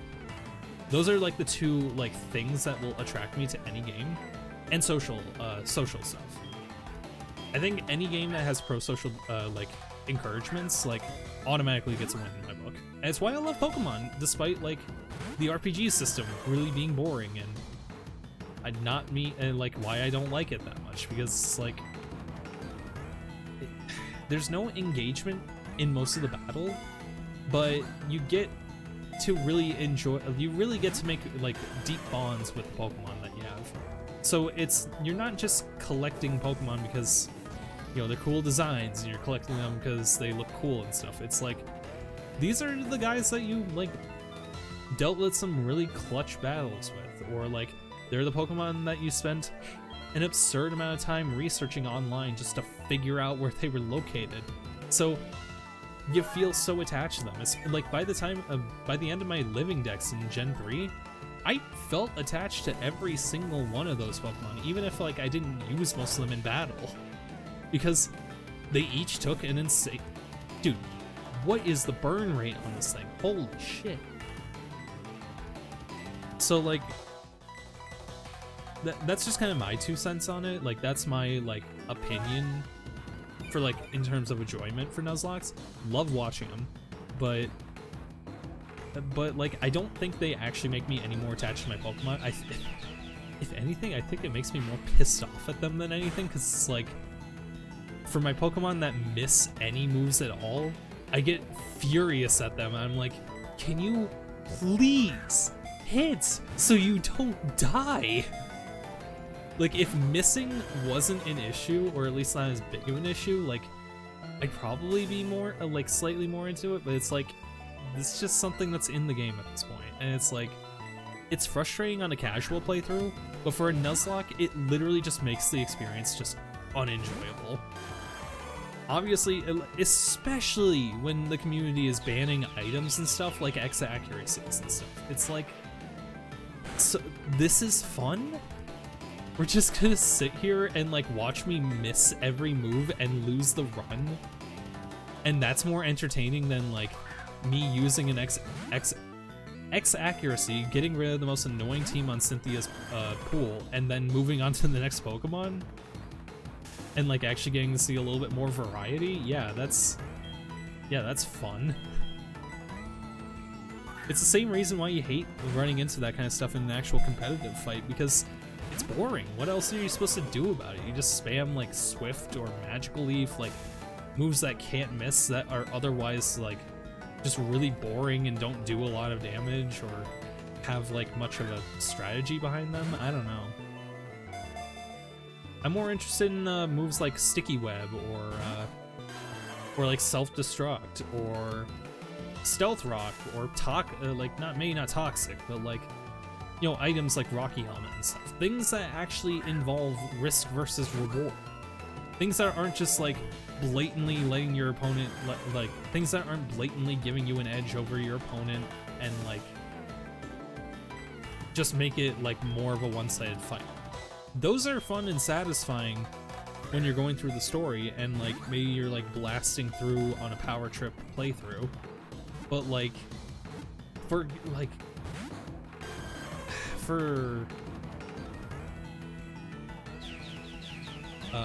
shoot, that's what I'm looking for. But it does make it one-sided. For like PvP and stuff, it feels kind of boring. If you're lucky enough in a PvP setting where your opponent will actually be able to get that like setup off, it is satisfying because that doesn't happen too often. But if you're like dealing with, you know, these NPCs where they're spamming this stuff, spamming those types of strategies, like for example, like I brought up like Spiritomb in Black and White. It's like maybe not the hardest Pokemon on Cynthia's team in Black and White to take down, but it's like, if it can get like 2 double teams off, you're fucked, man. It's kind of a boring fight. Like, it's an intense fight, but it's also just kind of like, it's only boring if you're like limiting yourself from like all these options, because like there's remedies put in there by the developers like that are specific for those like difficult instances, and it's like, no, we're not allowed to use them. And the makeup is that, like, yeah, there's moves and stuff that are supposed to negate things like double team, but it's like then, or meant to like negate stat buffs from the opponent. But I feel like then like your moveset becomes a little bit homogenous and very like, you're gonna run into it almost every playthrough. Like, for fuck's sakes, I'm using a Gyarados with Thunderbolt and Ice Fang, and it's like, this is boring. Like, this would be more fun if like there was a power trip situation going on here, but it's like I basically win every fight because the NPCs don't have time to set up, because I just have a brute force strong enough Pokemon. And yes, you could ban Gyarados, but then it's like, but then, yeah, I guess that's really all it is. Just, you can just ban Gyarados. Make it a little bit more interesting, but then, I guess that's really it. Yeah, there's, just don't use Gyarados, and it's a little bit more fun. I'm just kind of going on a rant, just talking about anything, because I'm just trying to kill time while we try to catch Ho-Oh here. The real point I'm just trying to get across with all of this, like, the main takeaway is just, I think Nuzlocke are a lot of fun. I think they're a lot of fun to watch, and I think they have some really clutch moments. But I'm not interested in streaming a Nuzlocke ever again. I think my playthrough for Black and White will disallow items from fights, but I will not do permadeath, because I think that's boring. I think permadeath really just doesn't add much to Pokemon, personally. Like, for specific games at least. Like, maybe like Black and White, a Nuzlocke is more fun, but like, I gotta be real, Gen 4 Platinum was fun in terms of being a Nuzlocke, and HeartGold is pretty fun, but the amount of Pokemon you do get to choose from is so limited. So I can see why some people wouldn't like HeartGold Soul Silver if you purely do Nuzlocks. But at the same time, it's like, I don't think that was really the point of this game. Like, maybe Black and White, maybe I can consider a Nuzlocke for Black and White, but honestly, I don't know, man. I would rather just like do a speed run. Like, I'd rather look up like the strategies for like getting through the story as fast as possible, so we can just see the story and like, I don't know, just deal with some of the more clutch fights, like, you know, like Getsus and N and stuff like that. Like the memorable moments of Black and White, not the I don't know, the random trainer in the middle of route, how is the route numbering convention in Black and White? Like Route 103 or something like that, where, you know, sends out a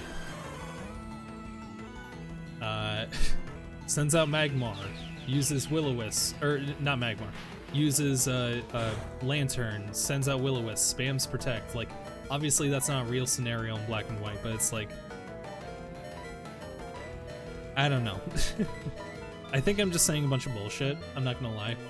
If you have a problem with my opinion, just know, like, it's not really my real opinion. Like, the way I'm talking about it, I'm just kind of saying basically nothing of real value. I'm just essentially just like kind of brain dumping. I'm trying to like get out my real thoughts about Nuzlocke, because I feel like even I don't understand it.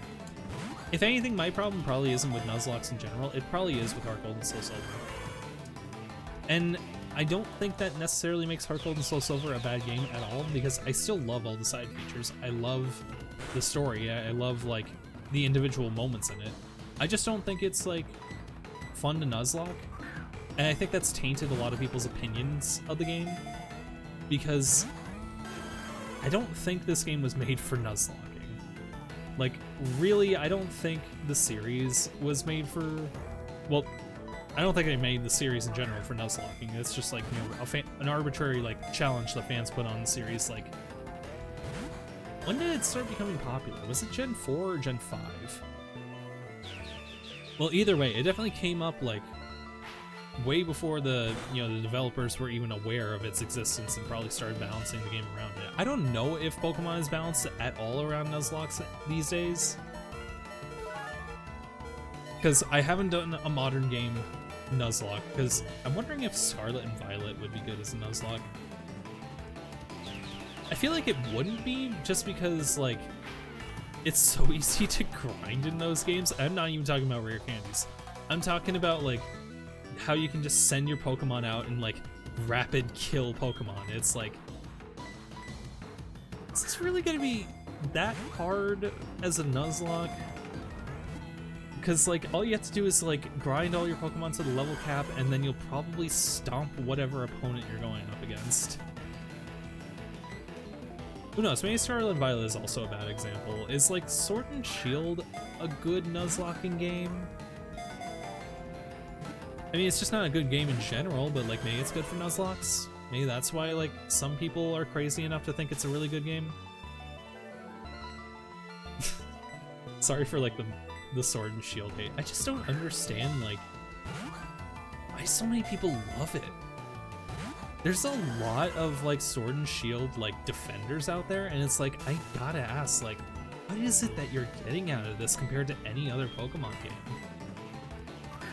Like, that's not supposed to be an insult to, like, anybody's opinion out there. I'm just, like, genuinely wondering, like, when you play Sword and Shield, what is it that appeals? Because when I play through it, it's like the only thing that's appealing to me is the graphics, and it's like, even then, I'm not even 100% sure if it's like, well, like, the overworld area sucks in terms of graphics. Everybody has gone crazy about that, but when I talk about the graphics, I'm talking the character designs and, like, the towns and stuff. I think those are well designed, especially the little forest fairy town. That one is really good. But everything else is just kind of like generic box standard Pokemon with no side attractions, no special features, and it's like, what is it that's bringing people back after beating the Elite Four? What is there possibly to do after you've gotten to the credits? Like, almost every Pokemon game, I can name at least something that, like, once the Elite Four is done, you're like, you can go off and do so many things. Sword and Shield, it's like you get to the credits and that's it. That's, like, at least, like, been my experience with it.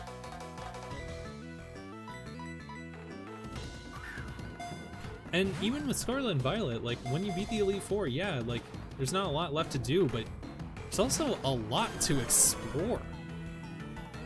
Like, with Sword and Shield, it's like, the only place you have to explore is the open area. And it's really underwhelming, 'cause it's actually pretty small. Like, when you compare it to, I don't know, when you compare it to all, like, the hidden areas and dungeons and stuff that are in the previous games, it's like, there's not a lot of secrets. There's not a lot to discover. It just feels like a game that's made for just easy shiny hunting, and that's it. Because, like, aside from Insane survived there, by the way, Basil, but like, there's nothing. There's no mini games aside from making soup or sandwich. Was it sandwiches? No, that's Scarlet and Violet. Was it soup? You make something at your campsite with friends, and, like, it's basically the Poffin minigame, but just objectively worse. Because what is the point of making all the food in Scarlet and Violet? What is the point of the cooking minigame in that? Like, it feels like something that was put there arbitrarily because it's a tradition of the series. Like, you know, you have Poffins, you had Pokeblocks, there were, well, I don't think Macarons had any there were macarons in Gen 6 with the freaking Pokeyami app.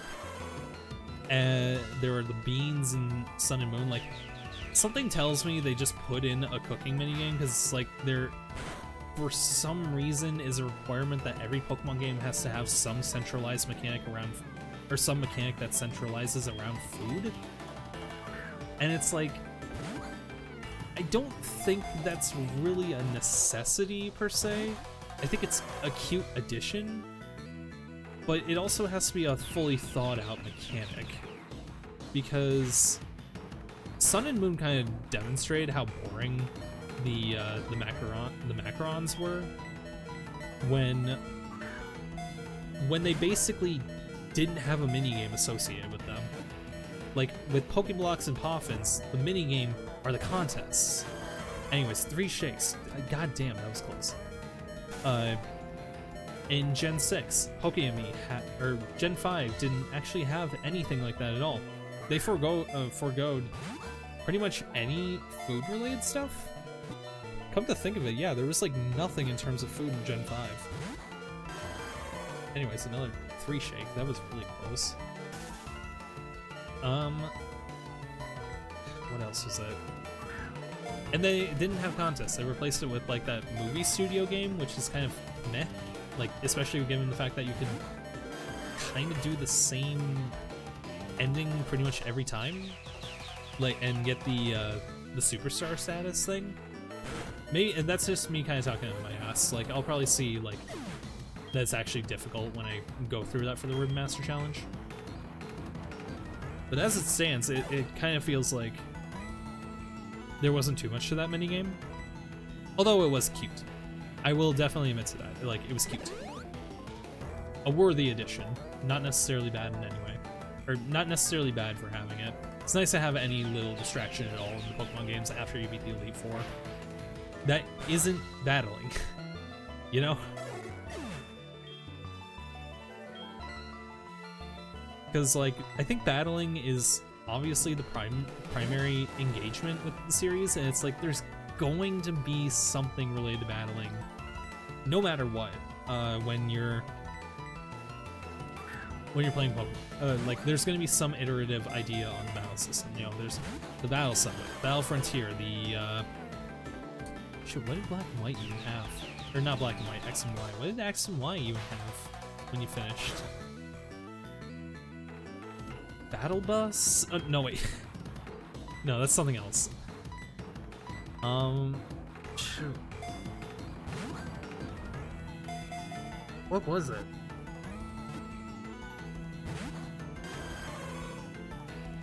Was it a Battle Subway again in X and Y? I can't remember. Alright, well, either way, because all I can think of is the Battle Tower in Oraz, which I don't think you can count that as X and Y because that's technically a different game. I don't know. Did X and Y have the Battle Tower? Whatever. Well, either way, Gen 2 introduced the Battle Tower, so, like, even then you... I don't know if you can hear that, but Kirby is just going insane. I think he saw a squirrel or something. What? Oh, you are a hoe. A hoe.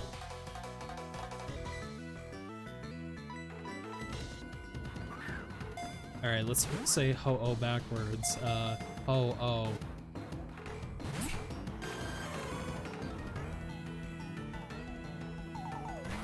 There it is. Damn, I was thinking maybe it wouldn't die.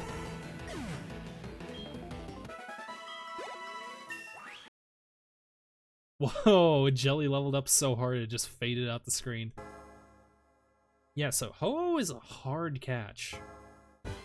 I think it's honestly a good thing that I'm doing some practice here, because when I go for the Manip, if I go for the Manip rather, maybe I'll just do a regular shiny, like a regular shiny hunt for Ho-Oh. Like maybe we can just do soft resetting for it.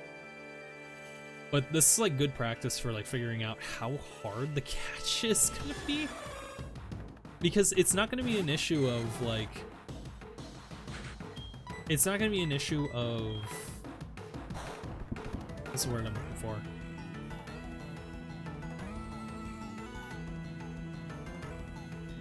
The issue won't be finding the shiny, it's gonna be actually catching it afterwards, because motherfucker just... What is the word I'm looking for? He's just got such a low catch rate. Like, this is good, like, insight for when I go for the capture, because then I'll stock the fuck up on the Pokeball I want to catch it in. Maybe not too much, because obviously, like, dude is just gonna survive. Like, he's gonna struggle his way to, like, to the capture.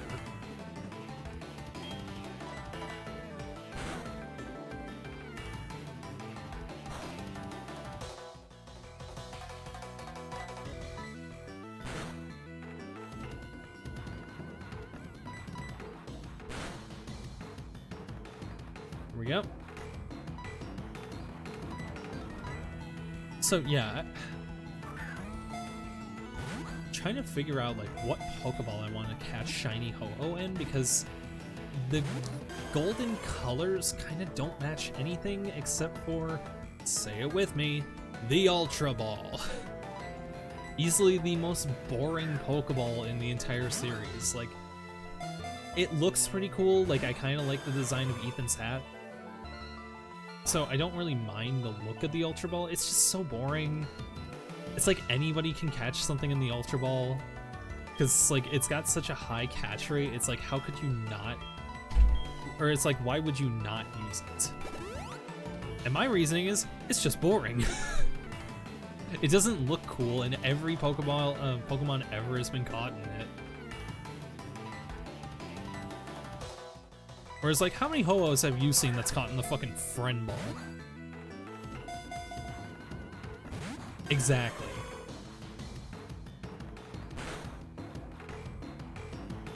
But it's like, you know, watch this. I'm just gonna throw a freaking quick an Ultra Ball. See how quickly this one catches.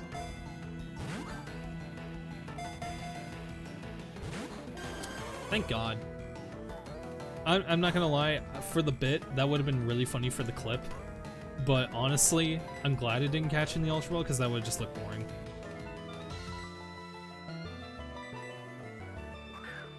And I gotta say, the most boring, like easily the most boring ball to catch a legendary in, Master Ball. Like the Master Ball is awesome as shit, and the only thing you really ever should use it on is legendaries, but that's also kind of why it sucks in my opinion. If an item is specifically meant to be used only in one instance and never any other, it's like, come on. There's gotta be, like, the instance better be super significant, or it, you know, it better be allowed to be thrown away. I don't know, because like key items, I don't have any issue. The Master Ball, the only issue I have with it is just like everybody ever catches legendaries in it, which isn't bad. I just think it's boring. Like, I've caught, that's not to say, like, if you catch a legendary in a Master Ball, you're automatically bad or anything. Like, I'm just saying. Thank you. Like, obviously, everybody's done. I just think it's really boring. I think it's just really dull seeing, like, the 40th Ho-Oh in a Master Ball, you know? Like, you go on the GTS, you see like a million Pokemon on there. It's like, at the very least, like the Pogo Stamp ones are cool that they're caught in like a Pokeball or like a Premier Ball. Because, like, look at this. Imagine trying to catch this Ho-Oh in a Premier Ball right now. It's not even gonna shake once. See? At least in like Pokemon Go, you have a chance to have it in something that looks interesting. And the Master Ball does look cool, no doubt about that.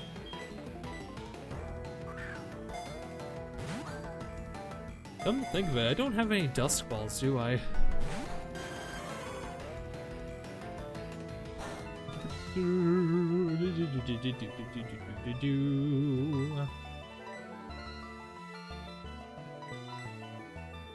What even is Ho-Oh's weight?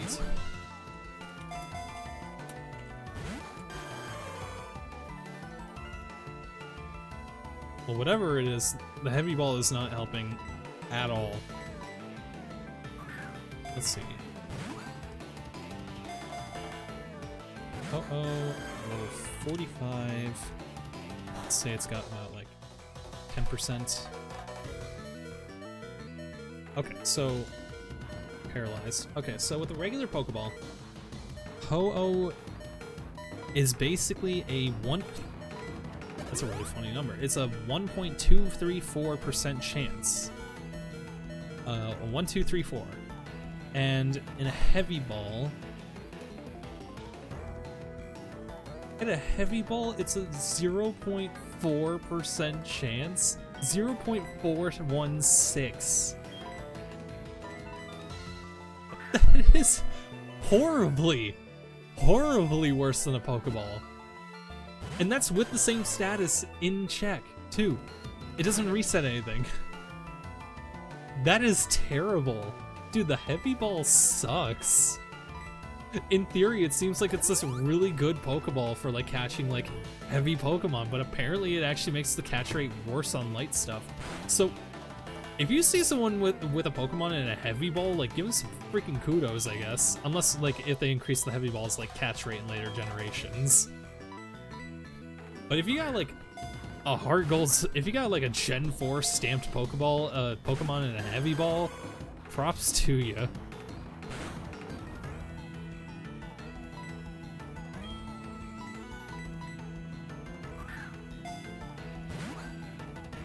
So that said, that's why I'm going to catch my Pseudo-Wudo in a heavy ball when I do Platinum. I'm thinking for the Bonsly that I tried to hatch in Platinum, I'm probably going to just do a full odds hunt with that.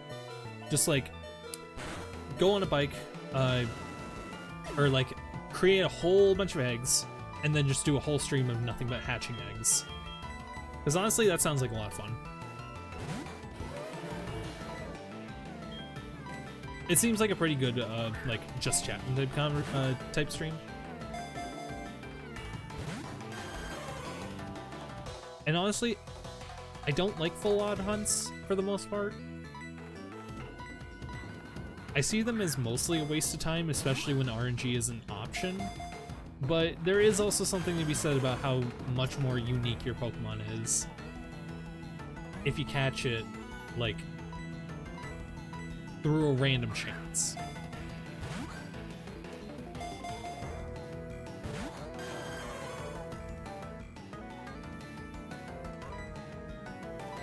Come on, Ho-Oh, accept this love.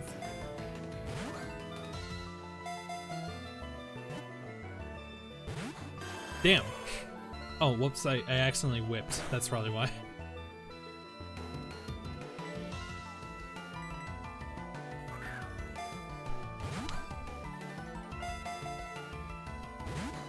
I did it backwards. Damn it. Okay, so it's this way.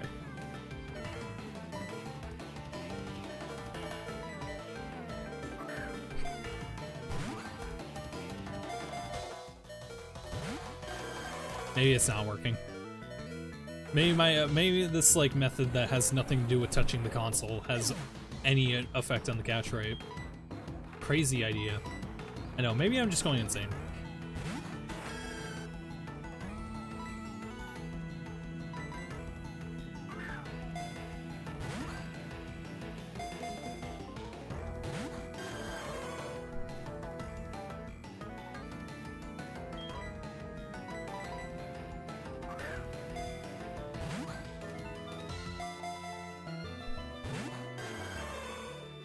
Dude, I'm like running out of stuff to say because literally, this almost feels like a freaking shiny hunt. You're just like sitting here for hours, just waiting for one random like different colored Pokemon. This is just literally waiting for like a third shake to come up. And I got food, and I don't want to go on sale.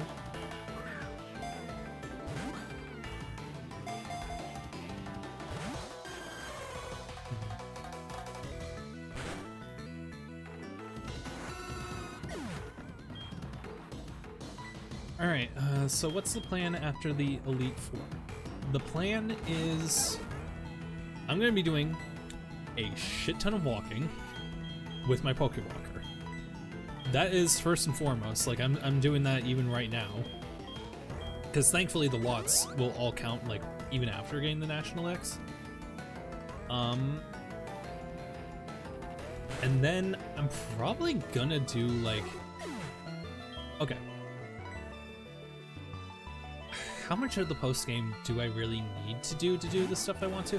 I do have to beat the post-game if I want to get the ribbon that I'm looking for. But aside from that, like, maybe we could do some of the, like, the Golden Flower Crown stuff. For anybody who's, like, probably, like, new to the series, just looking for the features and stuff. There we go, and that's actually a really good color, too. Oh, the Lure Ball. In this generation, that looks so good.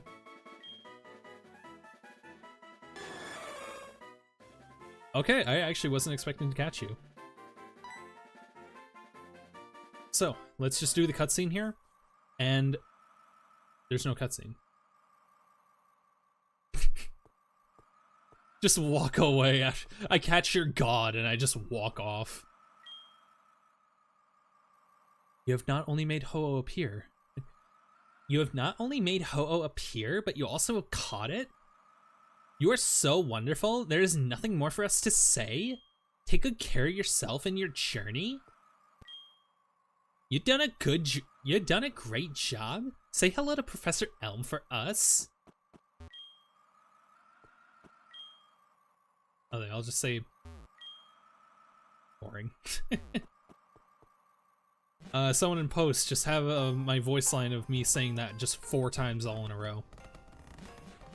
Okay, so if I use the escape rope, because let's go say hi to Professor Elm for them. Off screen, I'm just gonna kill Ho-Oh, and we'll actually may I just run away from it. Yeah, I could probably just equip a smoke ball and run away from the fight. So yeah, I'll do that. And then, no, I'm not looking to heal. We're just gonna talk with Professor Elm.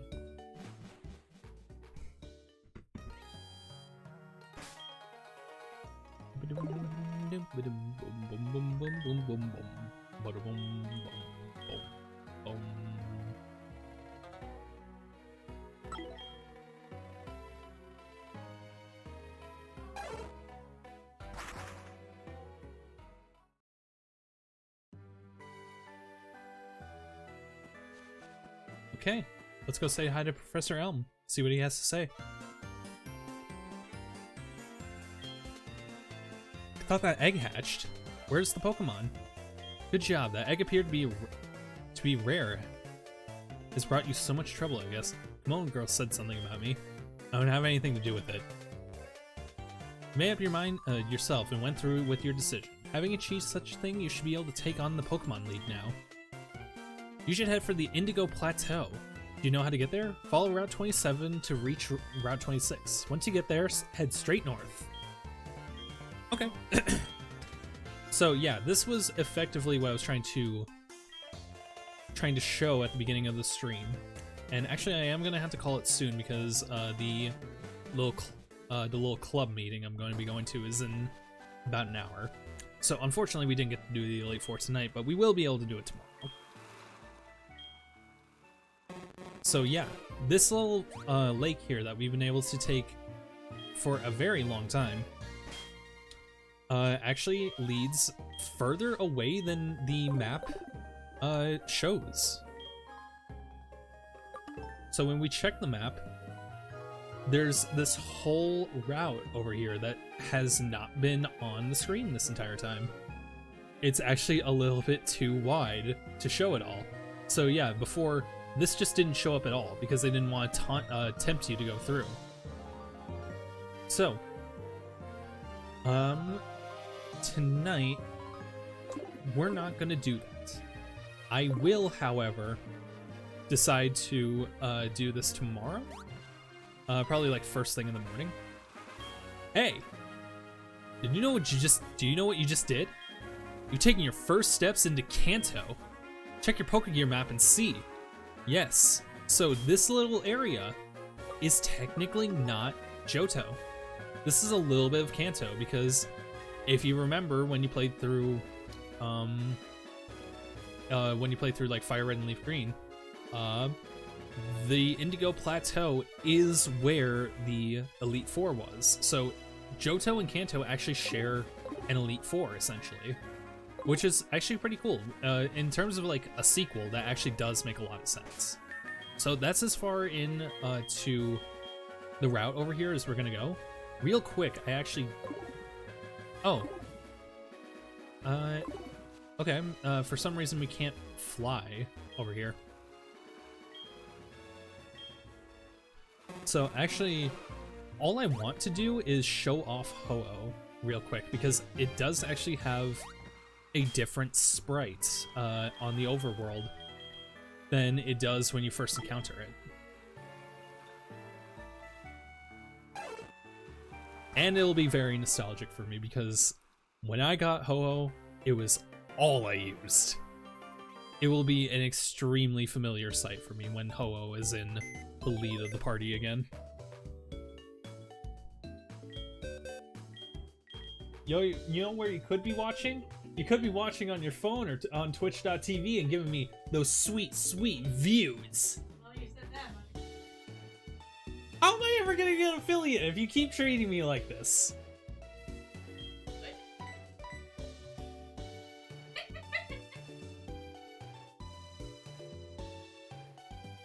Rude. Fucking rude. Get away from me. No. Love you. No, you don't. Okay. There he is. My big man. Oh, how I have missed you. I have missed Ho-Oh so much. It is such a good sprite, too. Like, look at that. The legendaries in HeartGold and Soul Silver, when they follow you, are absolutely massive. Like, they take up a solid like 4 tiles worth of sprite space. And here's the coolest part too about the Pokemon that follow you. So real quick, let me...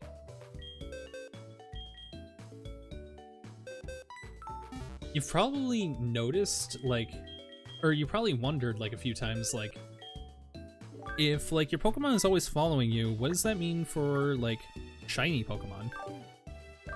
And this is so cool. They made a unique sprite, 4 unique sprites for every single Pokemon and their shiny variants. And their gender differences too. You can barely see it, but the red Gyarados here actually has like white whiskers, which is the difference between like the male and female. The male ones have red whiskers. So that means there's the front-facing sprite, the right-facing sprite, the left-facing sprite, which is not the same as the right one. Oh wait, actually, is it the same? Oh, they go away. Go away. If you want something, go see it from mommy. Okay, maybe they did cheapen out with Gyarados in particular, but like, Kirby, stop barking. Go over to mommy. Can you call him over? Thank you. Okay, yeah, but that's really weird because I thought. Let me see the left and right sprites for Gyarados here. Okay, maybe they did cheapen out with Gyarados in general, because, like, notice its silhouette. Like, the head is facing more to the right when it's backwards, and it's facing more to the left when it's facing forward. And when it's going to the side, its head is actually on the left side, and on the right side, it's also facing the right side. Okay, That's kind of weird. I thought I checked that earlier, and I thought they did make unique sprites for Gyarados facing left or right. Well, either way, I don't blame him for cutting corners on Gyarados because motherfucker has gender differences, the up, down, left, and right sprites, and a shiny variant that they all have to do. So it's like, I don't blame him for cutting corners because that's like, all right, let's see, that's 12 unique sprites that they had to do for this dude, which is insane. For some Pokemon, they can have up to 16 different sprites because they may have like gender differences, and it may be noticeable from like all angles. Like hell, even here, it's noticeably different that this is a white whiskered one from the back. So yeah, Gyarados not only had to have a unique sprite facing backwards, but it also had to reflect the gender, which is crazy. But yeah, that's one feature I don't really talk about too often when I'm going through this playthrough, is like the sheer amount of work they had to do for each of these sprites, and they did not cheapen out at all. And hell, that's even discounting the fact that they move around too. That was without even bringing up the fact that they move around. That is insane. Alright, well, that's about all I wanted to show today. I was hoping to get to the Elite Four, but honestly, I think just showing off Ho-Oh was cool enough. So, I'll stream probably like first thing in the morning tomorrow. So like, probably around like 12 o'clock or so. It depends if my friend Carla is going to be streaming. If she's streaming, I'll stream like right after her. If she's not streaming, I'll probably stream like first thing in the morning. So, if anybody has been like hanging out, I appreciate you listening to just me talking for the past 2 hours. Like, and I hope you enjoy the rest of your night. Thank you.